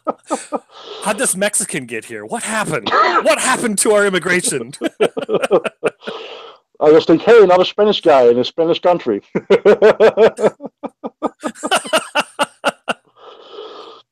No, but I have to be honest, at the Night Age Master, it was a blast to actually meet so many new people. So it's cool. It's just really weird to just be recognized when you're not used to that. It kind of makes me feel like doesn't I'm in help trouble that at first. Probably. Yeah. It doesn't help that probably stand out about two heads above everyone else. So. Yeah. You and Tiny are easy guys to spot in there, man. Yeah. Yeah, I'm glad to hang around with Tiny. It makes me feel a little bit smaller, so that's just helpful. Look at him. He's bigger than me. Don't even worry about this. I can actually look him in the face instead of top of his head. Yeah. I'll wear a mask on top of my head if we ever meet. That way, I can look in the eye. Kinda. When we went to one of the restaurants in Athens with James and the American team, I went to the toilet and I opened the door like, oh, I can't even sit here. The room is literally, the ceiling is too low for me to sit down and take a crap. Shit. Literally. Wow. I just get in there like, punched in like. Yeah. Yeah, throw modesty out the door. Just leave the door open and just, okay, this is happening. Yeah, and you're like, it's a different country, so you're like 1.5 feet away from the kitchen as well. You're like, yeah, I don't know how to do this. Can you imagine Blondbeer like this? Like, I'm in the fucking toilet! I can't imagine him any other way now. The door's locked! Oh, yeah, maybe we shouldn't do a team YouTube because it'd be a lot of twisted videos. Okay, guys, so I'm in the team YouTube locker room. Blondbeer's stuck in the toilet. James is trying to get somebody to get deep and get down with their pants off. Get on your knees, go deep. That's what I said. Skaven and AZ is beating the shit out of Lord Tremendous. Yeah, actually, that could be a lot of fun. Yeah, who knows? We could have breakfast with Once Bitten. That would be awesome. Yeah. I cook unbitten breakfast. You want an omelet? Here's a fucking omelet, man. I made you an omelet. He's like, I'm not even hungry. I'm like, well, eat the fucking omelet. I made it. Eat that goddamn food. Why is Once Bitten crying? Don't ask. Just eat the omelets. Oh, we're alienating the entire YouTube channel group. I can see Stephen and AC sitting in the corner like, guys, can we get serious for a moment? We need to record this stuff. Yeah, okay. Am I the only one here that wants to win? I think Once Bitten would want to win. He would just win, though. The guy's really good. Have you seen his battle reports? I've been to a few. I've been to at least 3 tournaments with him, and all of them. Yeah, I know. I watch his battle reports too. Yeah. But he's always on the top tables, and he doesn't seem like he's super competitive, but he is. He really is good at it. Oh, he's really, really competitive. Yeah. No, he is. But that's good. I mean, they're at a Battle Cry this weekend at Maryland, and he sends me a message. He's like, hey, what did Jeremy have in his list? Did you tell him? Yeah. Jeremy did this. He kicked not my ass, but he kicked my brother's ass with this. He kicked with this, this is what he's going to do. And I think Jeremy's running first place right now. Oh, wow. As we speak. Yeah. It's a demon army with a bloodthirster, and he's just running around and just... Blondebeard explained how my strategy is. Strategy? What? What's the strategy? Hang on. When you did my mock video, you go forward. Oh, you go forward and you crush the lamentation of their women. Yeah. You guys got to do more spoof videos about each other. Those were some good ones. I really enjoyed those. I was planning to do one for Skaven and AZ as well, but I was afraid I would hurt his feelings. I don't think he's got thin skin. I think you'd be able to I mean, I make fun of him a little bit every time I do a battle report with the Shaman, and so far I've only gotten 1 cease and desist, so... Just one. I always feel that Once Bitten and Skaven and AZ are like the real YouTubers from my age, and we're just the guys hanging around. We're the black sun of YouTube. Well, another podcast. It was Once Bitten 360. It was at the time the Sustainable Center, and Yep. He's actually part of the content team now. Words are hard. And there was a guy named Luke Davis. I used to watch him, and then I watched Skaven and AZ.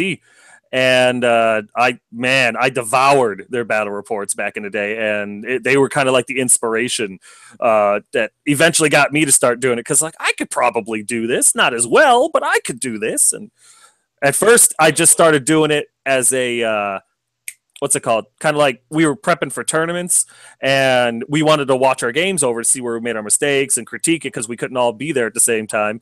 And I put them public so that my friends could find them.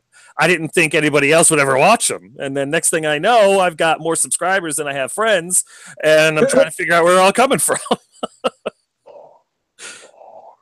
That's rounded up, actually.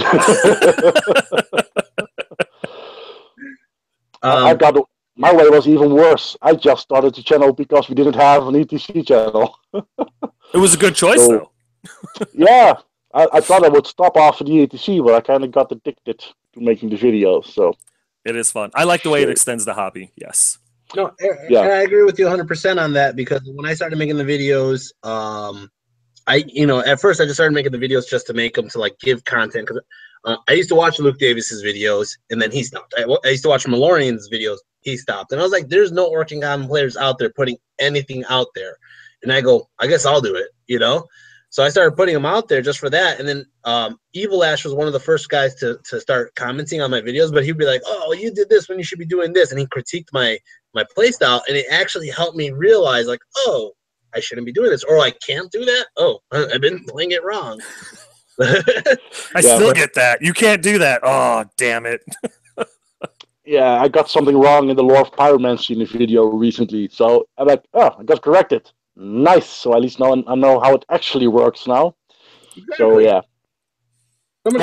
Plus, it's my experience that when you play a lot and you don't make battle reports, you sign off a lot on bad luck. You're like, I just had bad dice or bad my opponent has good dice, whatever. If you actually make battle reports and you study your own battles, you're like, oh yeah, I shouldn't have done that the turn before or whatever. Yeah. So yeah, you will improve your playing a lot. And like I said in my video of the week from Vince Toxic Players, since I'm making battle reports, my opponents are way more nice and friendly. You're taping this? Oh, let me play fair and straight. I always ask my opponents, especially if I've never met them before, if it's cool if I take pictures for the battle reports. Because lately people have known who I am when I'm there, but like before, especially when I first started and they saw this camera around this fat guy's neck, they were like, what's that? And like, I do battle reports on YouTube. Is it cool with you if I take pictures of our game? And I've only ever had one guy ever tell me no. And that was fine. I mean, I had no problem with it. I just slung the camera. But it was funny because we were like in turn 2 and his buddies came up to start watching the game and they're like, why aren't you taking pictures? I was like, oh, he asked me not to. And they came down on him like an anvil, man. Like, what are you doing? You could have had this on YouTube and blah, blah, blah. And he seemed to regret it by turn 4 because he was winning, but I actually beat him barely. But yeah, it was funny because it was a really good game. It would have made for a good report. But yeah, his buddies came down on him real hard for not letting me take pictures. And it's the only time I've ever been told no. I've only got 2 people who said no, and both cheated like hell. So it's a good warning signal. Like, oh, so that's why I don't want to have any pictures. No, but like I said, there are a couple of players. I know a couple of players in my country who can be a bit of an asshole on the table, at the top tables, and having a camera taking pictures, it's like, oh, sorry, I moved that unit too far, slipping it back. Oh my god! So yeah. I mean, I've had players who are assholes in my country. Look what you're making me say, in my area, but I don't think I've ever ran into anybody who's just a straight cheater. You know. Most of the people I played against are like, oh, I didn't know that rule, or oh, is that how that works? Because I was confused, but nobody's ever been like, I'm like, come on, dude, I'm watching you do that. Well, actually, I take that back. There was one guy who has suspicious dice, that fucking very suspicious. Or he did do the spin move where he's trying to get a 6, and it was a dice that was already a 6, and he just spinned it, made it look like he rolled it. That was the only player I've ever seen that was a cheater. I've seen so much cheating in my life. It's because also I'm a judge at most of the Dutch tournaments, so I see a lot of cheating. A lot. And really bad stuff as well, so. The only cheating I've ever encountered was, in my opinion, an honest... I think the guy, he wasn't a good player. He wasn't a bad guy, just wasn't a good player. He didn't fully know the rules. He was just passionate about playing. And he was playing Lizardman Army, Sauron Ancient Army, and he had everything on 20 mil bases. Everything is the warriors, the skinks, the what's it called? The Bastillodons. No, but what's the cav? What's the cav called now? I can't remember. Saurus Cavalry? Yeah, the cav were on 2 20 mil bases, and I looked at his army, and I'm like, I don't think that's on the right base size. And he goes, yeah, that's the correct bases. And so I called the judge over, and I'm like, are these bases correct? And he looked at it, and he goes, no, the skinks are good, but everything else is bad. You can't do that. And I was like, I'll play. I don't mind. It's just I'm pretty sure that's not right. And I don't know if it was more of an advantage for me or for him, but it didn't take long to beat him. And that was 7th edition. That's how long ago it was. But yeah. Beaver Will is asking what kind of cheating you have all experienced. I see cheating there in 3 ways. You have approved cheating, which I should do a video about. Yes. You have accidental cheating, and you have on-purpose cheating. For example, accidental cheating. I played against someone in the tournament 2 weeks ago. He gave me his list. I looked and like, yeah, your list is illegal. And I passed it back. He was like, what? I said, yeah, it's illegal. But you just looked at it 2 seconds. How do you know it's illegal? I said, well, it was an Empire list, and he was playing a Knight Commander and his core units were not upgraded, and you have to upgrade them. And I've been playing Empire a lot recently, so I can see that in a couple of seconds. And he was like, oh, shit, I'll change my list. And I'm like, oh, dude, don't matter. It's a tournament, but I don't really care. I find the upgraded knights more annoying than the core knights, so who cares? But that's stuff we all have. I had a tournament myself where I was convinced that leadership stat of my Stegosaurus was 8 and it was 6. Dumb mistake. Fortunately, my opponent corrected me on time, so no problem. But stuff like that happens. But I've seen a lot of cheating on purpose. For example, I once had a player at my tournament who brought 4 different lists times 2. So he would give his opponent, here's my list, and then next game, here's my list, and you would just change the list according to the opponent, which is probably... I'm going to do that now. Yeah. Judge, I'm playing against Chihammer. I want to see his list. I need to see his list. Wait, what kind of army do you have? Here's my list. Chihammer just played Orcs and Goblins against that guy. Now he's got Warriors of the Dark Gods. What's going on? No, so now this guy has the Axe of the Apocalypse now. You got the wrong list. Oh, my bad. No, there are 3 unit champions in that unit. Okay, my bad. They're all characters in that front row. Here's this new list. They're all maxed out too. I have 5,000 points of characters. I recently played against somebody who had he accidentally put the unit too much in his army, so his battle scribe was wrong. That's not a problem. But I've also played against somebody who were playing a 2,000 point tournament, and he was playing with 3,000 points. Yeah, that I don't believe that's a mad mistake. Then you're just trying to cheat. I don't think anybody can make such a huge error. So yeah, there's all kinds of stuff. Movement phase cheating is the most common, and also not often on purpose, but it does happen a lot. People are screwing around with their movement. I hate it when somebody is moving his units. If I know that I'm gonna do some funky movement shit, I put some dice behind the unit so I know where they were. So when my opponent says, "Hey, is that legal?" I can just put them back, measure everything else. But I see sometimes people go, "I'll move that unit," then I'll move that unit. Oh, that one again. Oh, that's horrible shit. I've seen that before too. I don't like that when they're like they move a unit and they're like, "Oh, you know what? Never mind," and they just try to move it back to where it was around. You know.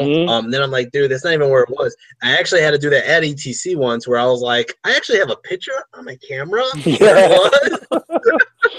Yeah. That's where it was, and he was just like, "Oh, okay," and he fixed it. I've had where they take their unit and they move it forward, but kind of to the left or kind of to the right, where they're all right. I'm gonna move them straight forward, 6 inches or whatever, and they go, but they pull it to the left or to the right so they can get that proper angle or get out of the way of something. And I've had to correct people like that. You have to go straight forward, or you have to wheel, and you'll have to account for all that. Oh, did I shift over? Yeah, you see the way your tape measure stayed this way, and you're 6 inches away from your tape measure now, and you started right up against it? Oh, I'm sorry, I didn't even notice. Or my personal favorite, and the one that I've called, that we used to have a real problem with it at the local game store years ago. That individual has since left. But they'd measure like 8 inches, and then they'd move the unit, and as they're moving the unit, they would move their tape measure. So 8 inches suddenly became 12. And like, okay, that's 8 inches, and we used to call it the flexible tape measure, because 8 became 12, 10 became 14, especially for measuring charge ranges. Okay, let's see if I can make it, and then he'd move it. You're tremendous. Are we still talking about the game, or are we back to penises again? I'm confused now. It all comes back to penis. Okay. Just checking. I said it's 8 and it's 12 and stuff like that. It's kind of awkward. See, we're married. We get it. James is like, what are y'all talking about? But me and you, yeah, I understand. Let's see. We got 2D6 is talking about sneaking 2 inches in to get to get the charge the next turn, and he's like, he shows him that the math doesn't add up. He's like, how can you be that close? And the individual or picking up the dice before you've seen the result. Oh, look at that, I got it. And they pick up the dice. Made my leadership. I've seen that at Ocon. There was a big situation. I won't mention the names. They know who they are, but there's 2 people who will not play with each other, like, period, after Ocon, because Ocon, they were like, one player rolls the dice, and he has like those dice that you really can't see all the numbers. You have to kind of look closer. And he's like, all right, those all hit. And he just like scoops them up really fast, And it was just a big situation. My brother walks by at that moment, and he's like, come on, man, don't do that. He's like, did you see the numbers, Jesse? My brother's like, I don't want to be part of this.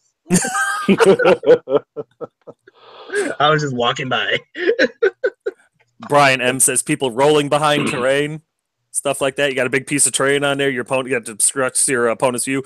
Oh, look at that! Like I don't even touch my dice. I'll roll them to hit, and then I'll pick them up slowly. You know, anything that didn't hit, put those to the side, and then I'll be like, I'll sit there and I'll look everything over. I already know everything hit. I'm letting my opponent see what hit because every once in a while I'll miss one and they'll point it out and they're like, "Thank you." But yeah, I just usually count the dice, like 1, 2, 3, 4, 5, 6, 7, 8 hits, and let him watch, and then I scoop everything up. Unless you want to intimidate him. 1, 2, and then when I'm all done, like 9, extra 1, extra 10, 11. Yeah. I had 8 attacks, 12 hit. That's what I saw too. I think Mini Wargaming actually made a video of how to cheat professionally. Have a bird dog, yeah. In Mini Wargame. Can you tell the difference between 10 dice and 11 dice? Not at first glance. Most people can't. Yeah. That's the worst cheater I ever met. Was at the ETC. I had to correct him so many times. He rolled his Vermin's Form War Machine. So that's 2 dice. Then you multiply that again. So he rolls 11. 6 and 5. No, sorry, 4 and 9. 4 and 5, 4, 9. So he said, 20 shots. I'm like, no, dude, you rolled 9. No, I rolled double 5. Oh, then you misfired. Also fine. No, I rolled 4 and 5. I said, no, you just said you rolled 5 and 5. Misfire. Go ahead, roll for the table. And that's always fun. The worst thing I ever had was at the ETC as well. Somebody looked me in the face, and I was playing with the Infernal Dwarfs. James already knows the story. Like, you're cheating. You're playing the rules wrong. The Infernal Dwarfs don't work like that. So I'm like, all right, fine. Let's get a judge. So judge comes over. It's the guy I actually wrote the Infernal Dwarf book with. So he's like, yeah, Kaiser says that. And he's like, yeah, what did John Williams say? Yeah, that. He said, yeah, he wrote the rules, so he's right. He's not cheating. That was like, my opponent was so furious. So yeah, instead of you're a cheater, he was like, you wrote a broken book. I said, oh, that's true. That's not a problem. I'm just not a cheater. That's true. We did write a broken book, but hey. Yeah. That's great. No, I know the rule works this way. How could you possibly know? I wrote the book. Shit. I've got so much flack in my own country for playing with the Infernal Dwarfs, and yeah, you wrote the book and you're winning. Yeah, that's easy. So I had, this is totally like kind of in the same subject, but not really. I had 2 players that I played against that actually rage quit. Like actually just got their shit and was like, fuck it, I'm playing Age of Sigmar. Wow. And both of those players were Vermin Swarm players. Oh, Scan, where are you, man? It's only cheating when the opponent does it. That's crazy. I'm taking my toys and I'm leaving. One of them was, this is 8th edition. One of them is because I foot a gorked them 13 times. Oh yeah, that'll do it. Yeah. Don't blame me. That was the dice gods. That was Gork. I missed the foot of Gork because on my videos I was like, BAM! Got that shit.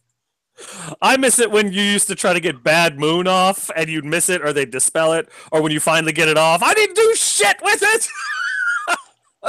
I know. Unfortunately, I can never do that again because that magic was stripped from me. It might come back. They're looking to revamp the magic phase, so there's always hope. There's always hope. I'm playing this game for friends. This is the Chihammer pouting hour now. But we have a tournament in my country, and that's a couple of times a year, and they have the biggest cheese award for the cheesiest player. And I always have to do my best to not win that award. Everybody's like, yeah, it's gonna be your Willem, you'll have the cheesiest list. I'm like, oh, gonna make it softer. Don't want to win the cheesiest award. I gotta show you guys something really fucking funny. This just happened at the gauntlet. I'll be right back, okay? Okay. Yeah, I'll go get another drink. So, Lord T, keep tough chatting. My fridge is next to me, so I'll be right back. Okay, now that they're gone. put in the comment section in the live chat what you want me to ask them. And I think maybe Blondebeard's watching, but I don't think Chihammer's watching. We could have a lot of fun with this. Like somebody say they're pregnant with his kid or something. That'd be great. All right. All right. Oh crap, he's back. But I did make an ambulance award at the golf. It was for the lowest player who didn't get anything because some of the low players got best race. They were the only ones there. But now that Blondebeard's back, popping 2 freaking moonshine beers, which is 1 to us mortals. He drinks like 4. This is an appetizer before I get to the real stuff. So I send in a list to the Dice Dojo. I said, guys, because they have a hookup with plaques. I go, guys, I need plaques made for this tournament. I want to make best race awards, even if there's not more than one player that's playing it. I just want to make it because you feel, like I've gone to tournaments where they only given it to races that only have 3 or more, and it's like, oh, I hate that. Exactly. You hate that. Just because I chose to play Tomb Kings and nobody else wants to fucking play Tomb Kings, why do I get nothing? Especially in 8th edition when you're playing a weaker army. Yeah. Tomb Kings. Nobody's bringing Tomb Kings. And then you don't even get an award. Fuck that. Hate it. So I gave them a list that says these are the armies that we need best of awards of, right? So apparently there was a typo. Okay. It was the best Oars and Goblins. Oars and Goblins. Look at that. So I made lemonade out of lemons.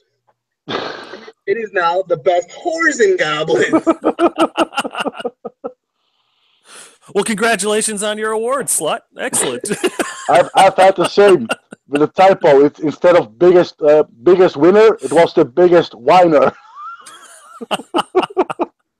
Oh, thanks for the award. Fucking whiner. Here you go. Oh, man. And the problem is, I'm getting to the point that I need to get rid of trophies or something. I'm getting too many. I've got a couple like this. It's like a trophy, nice, but what the hell do I do with it? No idea. Fergus was looking at all our awards, and he goes, wow, you got a lot of them. But he goes, I think you spent less money on it, because we were talking about how much it costs, because he runs all the events usually up here. And we're talking about the cost of it, and he goes, well, yeah, yours are a little cheaper, but yours is also a little smaller. I'm going to be honest with you, Fergus. I don't have much space on my walls. I was like, the smaller ones are cooler with me, man. I've never been to a tournament where there's plaques or anything like that. I've been the ones that I go to, they're certificates, there's paper certificates and stuff like that. So I've got all kinds of. I've got some plaques, some trophies, random stuff. More of a journey through James's house. I can't. Here we go. Tortilla. I like this one, for example, because it's also a ruler, so you can actually use it, which is nice. That's very nice. The problem is, of course, when you have let's see. After a year, you have a stack of them. Then you get a problem. What do I do with these trophies? Yeah. So there's okay. The Adepticon probably has the coolest one, but it's the hardest to fucking deal with. It's a fucking metal. It's an actual metal, right? So there's plaques, there's paper certificates, all right? Or there's fucking weapons. And then there's the gauntlet. Yeah, the gauntlet's a cool one.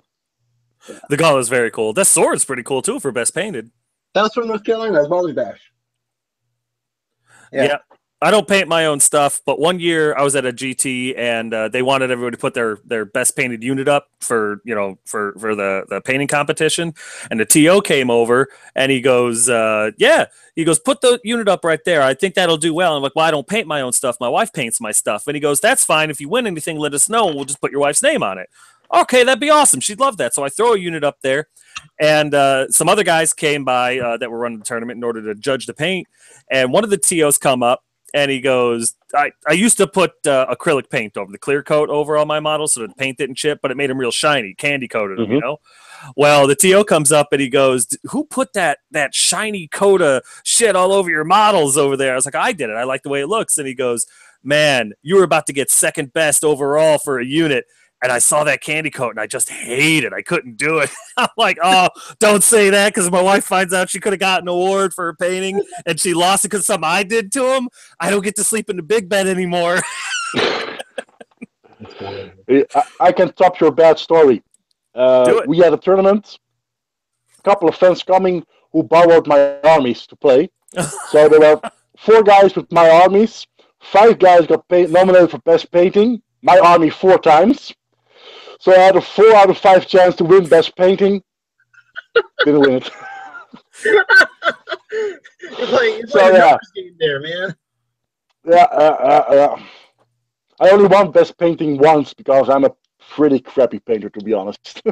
I don't paint well at all. I totally understand. Me either. Shut up. You don't know our pain. You don't know our pain.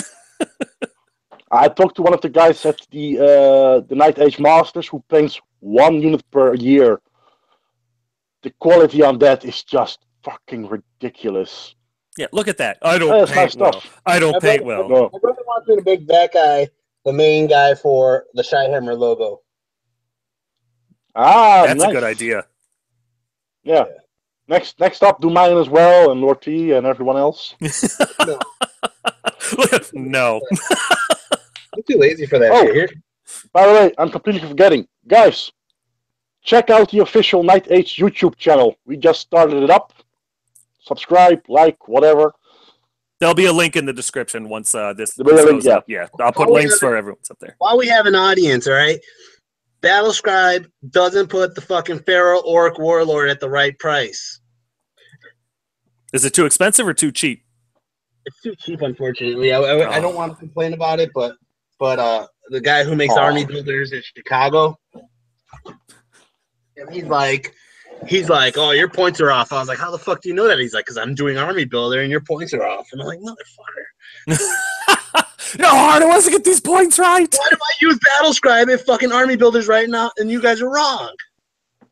I use army builder personally, but you know. Sorry, I was taught. To be honest, I just use Excel at the moment because I don't trust any of the programs. There's too much still changing. Not with that attitude. Hey, it does all the math for me. I got the list right there. I don't like having to write it down in pencil because I always get something wrong. I used to always do it in an Excel sheet, and then I would show up to tournaments with this shit that I made myself and like give it to them, and then they're like, "Why don't you use Battlescribe?" I'm like, "What is Battlescribe? What is this magic? Scribe? Scribby?" I was like, I'm doing this archaic way, man. Making Excel sheets and shit. I think of making them pretty and shit, but fucking changing the color of the fonts. It's so customizable. I love it. Now I just make lists. So Hey, we got a couple of questions. Yeah, Yeah. on the live chat. Tiny Member says, what kind of content are you going to put up on the Ninth Age channel? Go ahead, Blondebeard. You're in charge of it. No. Well, no, you're not in charge of it. That's not fair. I got somebody else to do it. Yeah, but you kind of gave birth to it, and then you put it up for adoption. So Yeah. Well, the idea is to have a couple of playlists with armies. For example, if you're playing Demon Legions, you'll have a playing list with just reports, and you'll have a playlist with painting content. You'll have whatever else, and we'll also do some stuff which is specifically coverage for the PR for Night Age at that channel as well. So it's going to be a place to check out some Night Age content. You just want to click. For example, if like I did today, I'm going to paint some models. I just go to the YouTube channel of Night Age, turn on one of the playlists, and then I have something to watch for hours and hours and hours, instead of just manually looking at all kinds of different channels.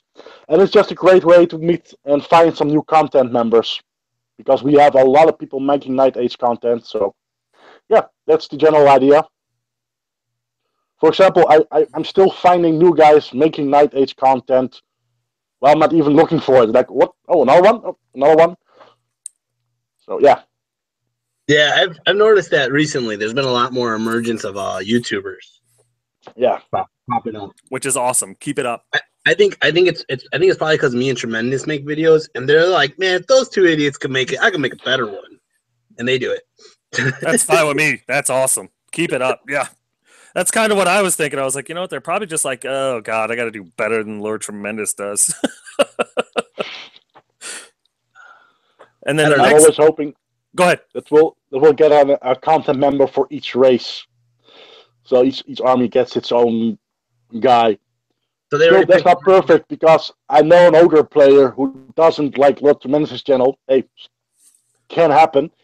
And he's like, yeah, I don't have anybody to watch. Like, yeah, well, play a different army then. Or just watch Lord Tremendous' shit. So yeah, there are plenty of options. You can always watch ogres playing orcs every time on my channel.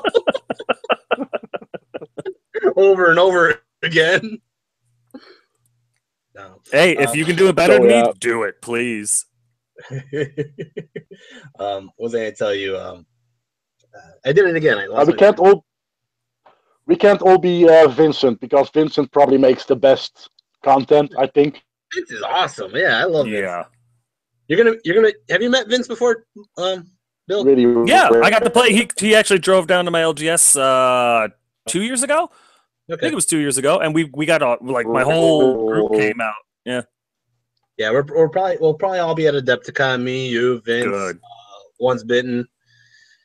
I know Once Bitten told me he contacted me again. Last year he contacted me like, hey, do you got a place I could crash at? And I was like, yeah, come to my house. And he came to my house. And then this year he sends me a message. He goes, hey, I'm going to Adepticon, but I'm going to get a hotel room. Your dog wouldn't stop humping my leg the entire night. No, in all fairness, I slept on the couch. Look at her. She's like a slut. Look at her. Paint me like one of your French poodles.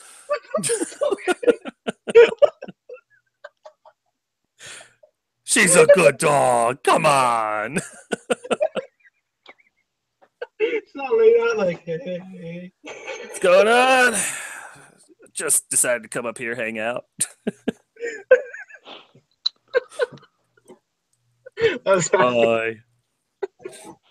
Well, we'll have to at Adepticon do like a video like this if we can, get everybody to sit down or something. Or maybe not as official as this, just have a camera going and see what we say.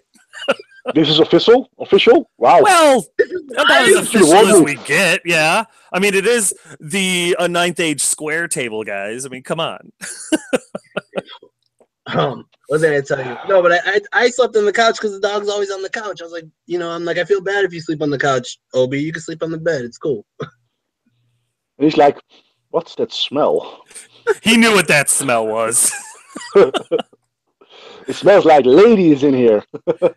What's this girl smell? It smells like the best whore and goblin player I know. It sounds like people are doing push-ups in bed here. Oh, man. Well, that's going deep. Now you've got to do a conversion female slut goblin for your army. It's mandatory. And it's got to go on chicken head for obvious reasons. We've got one from Jorn Andreas. What's your top favorite 3 armies of all time in Ninth Age? I'm going to go with that. I'll go first. Infernal Dwarfs, Chaos Dwarfs, Legion of Tanakan. There you go. Fair. Yep. Easy. What do you got? Chihammer? So in Ninth Age total, this goes back to version 0.99. The damn forest goblins with the tomahawks and the poison. Those were cool. It's like that made the army for me. It was so much fun to play. It was so much fun to come up with little things where you have goblins in the forest and shit. Like yeah, you can do that now, but it doesn't make sense to do it now.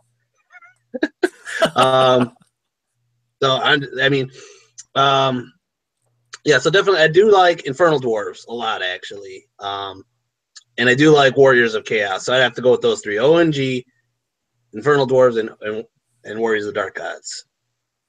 To be honest, I think the best books at the moment, if I look at it from a design perspective, is the Beast Herd book and the Ogrecon book. Those are probably the most fun books to play with because everything can be used So. I got a funny story. I got a funny story about that too. There was a guy who I played against. He came to the dojo and he's like, "Hey, I know your army." I was like, "Oh, you watch YouTube?" He goes, "Yeah." I'm like, "Oh, so I'm Chihammer." He goes, "I don't know who the fuck Chihammer is." He goes, "I watched one of Once Bitten's videos and you were on there." And I was like, on my video that I made, I commented about Once Bitten's videos and commented how Once Bitten helped write the Beast Book, right? Then I actually got a comment on my video the other day that was like, "I helped write it too." And I'm like, I don't know who the fuck this guy is. I helped write it too. You got to reply to that. No, you didn't. Once Bitten did it. I'm sorry. I don't know you, dude. Oh, man. That's the problem with Night Age. I sometimes meet people like they're talking to me. I'm like, who the fuck are you? That's just the way I am. And then I'm the guy you've been talking to all week. I'm like, oh, you didn't look like I thought.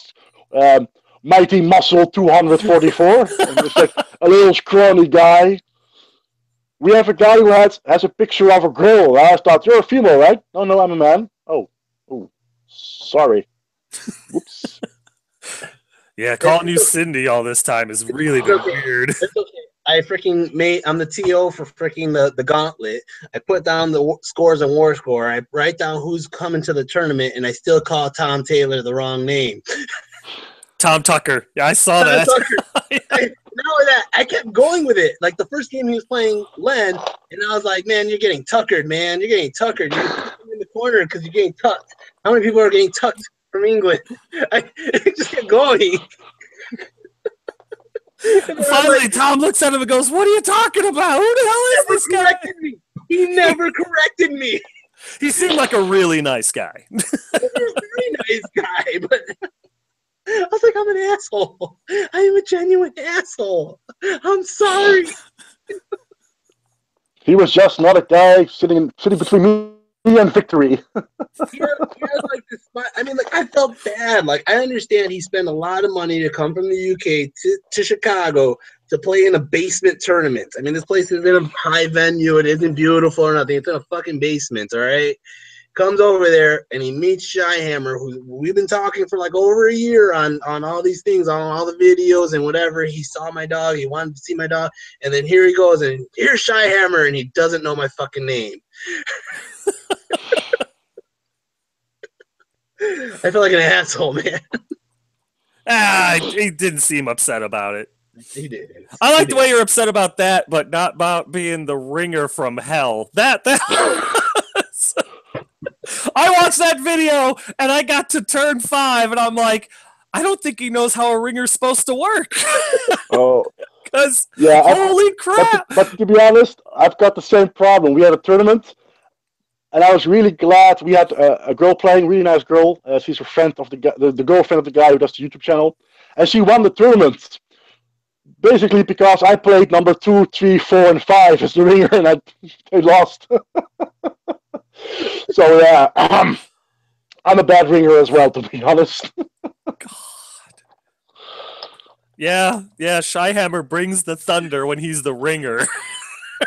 What's going on? Normal games, it'll be close. When he's the ringer, the gloves come the fuck off. All right. Well, to everybody on YouTube, okay? And I'm gonna say this: Tom Taylor is the reason I'm still playing Ninth Age Fantasies.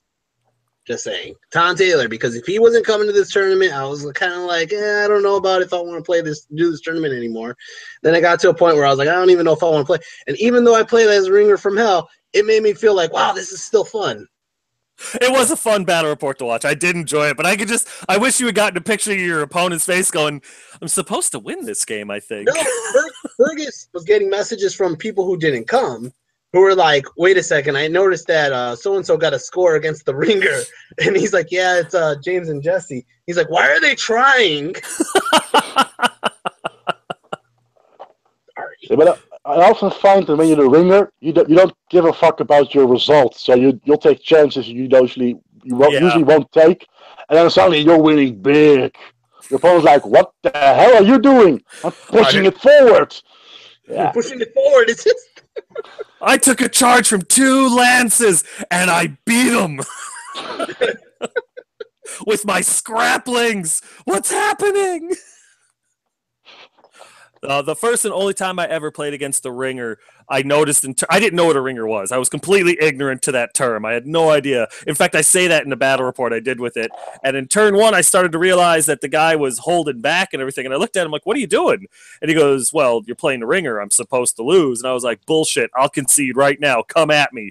And he did. And it was, I think it was a draw. It was really close. But yeah, all of a sudden, it was like, "Oh, this guy's really good."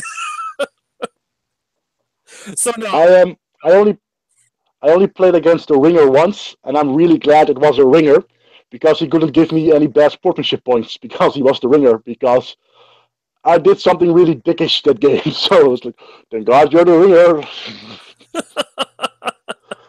sorry I wiped you off the table in like 3 turns, but hey. No, he didn't get to play. He lost before he got his first turn. So, whoopsie. What'd you do? We were playing 8th edition, Oh. and I cast the -2 leadership, Doom and Darkness. I think the name was on his Skaven Lord thingy, and then I was playing a gun line, so I hit every unit on the table. Everything panicked off the board. So he had 1 Doom wheel left turn before he got his first turn. So he shook my hand. He was like, "Yep, you won."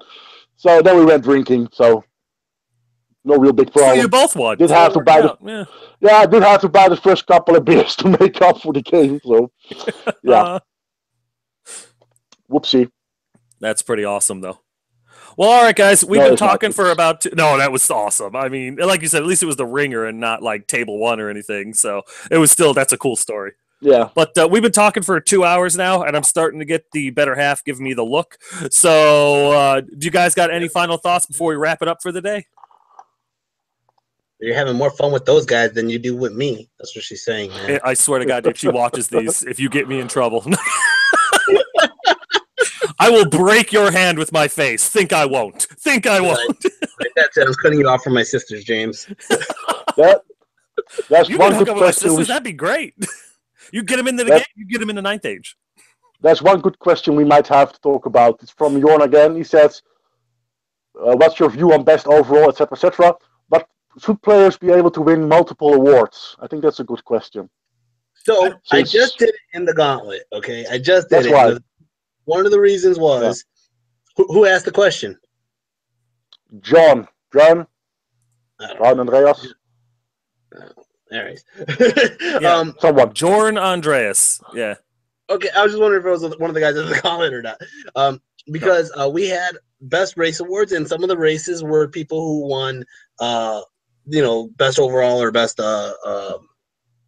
generals or whatever, right? So I believe yes, and the reason why is because I'm a person who will most likely compete in best paints, but at the same time, I don't feel like that should limit me from getting a best ONG award when I'm trying my hardest to fucking get points to beat these guys.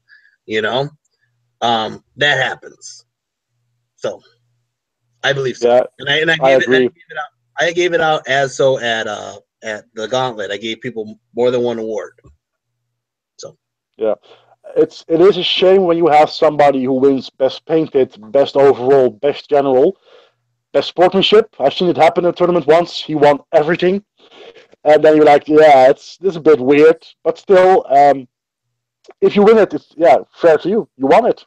You deserve it. Well, I did split up those awards because I do believe best general is kind of a second place award. You know what I mean? So the best overall went to the guy who won the whole shebang. Best general is the guy with the best battle points after that guy. To me, you know. Yeah, and then he would have won best sportsman too if Tom didn't show up. Tom took the best sportsman away from him. Well, he had to. He let you call you somebody else's name for I don't know the entire game. He's like, whatever. These Americans can't say Taylor. It's Taylor. John has another good point. Paint scores are a pain in the ass when there isn't a best general award, and that's a good point.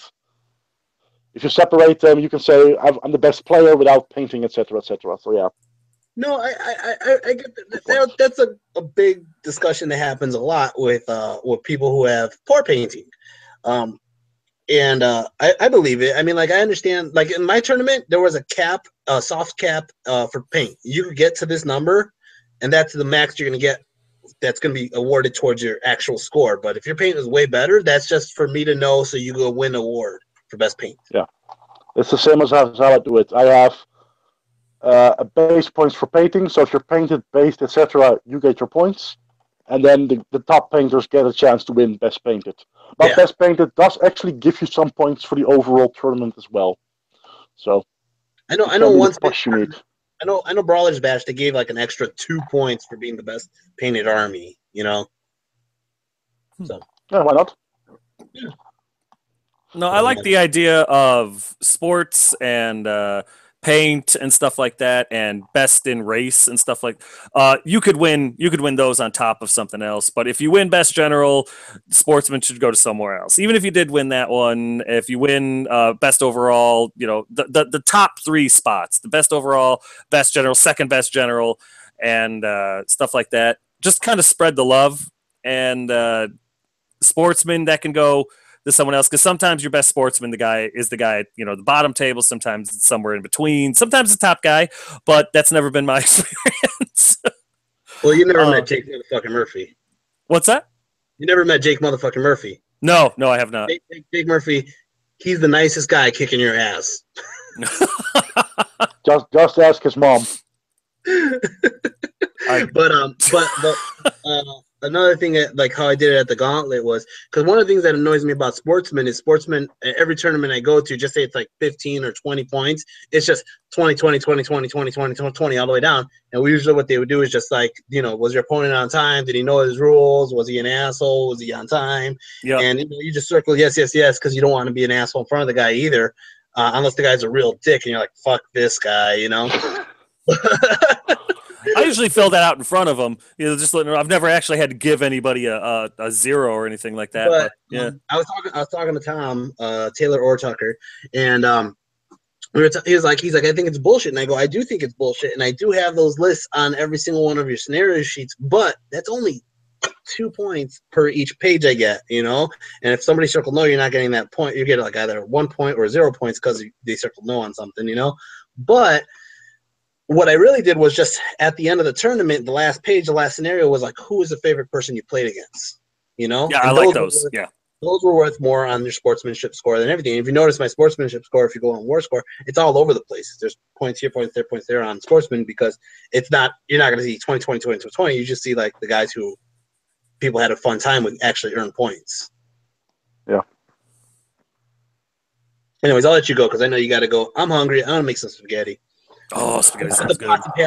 I'll just go to bed. It's pretty late over here. What time is it over there? It's got to be past midnight. I have to be at work in like 6 hours or something. Oh, yeah, you're screwed. All right, guys. Easy job. Well, easy job. That's going to do it for this one. We talked for a little over 2 hours, so that's actually really good. But this was an awesome square table. All the Chihammer and Blondebeard's links to their channels will be in the description at the bottom once this goes public, or however that works.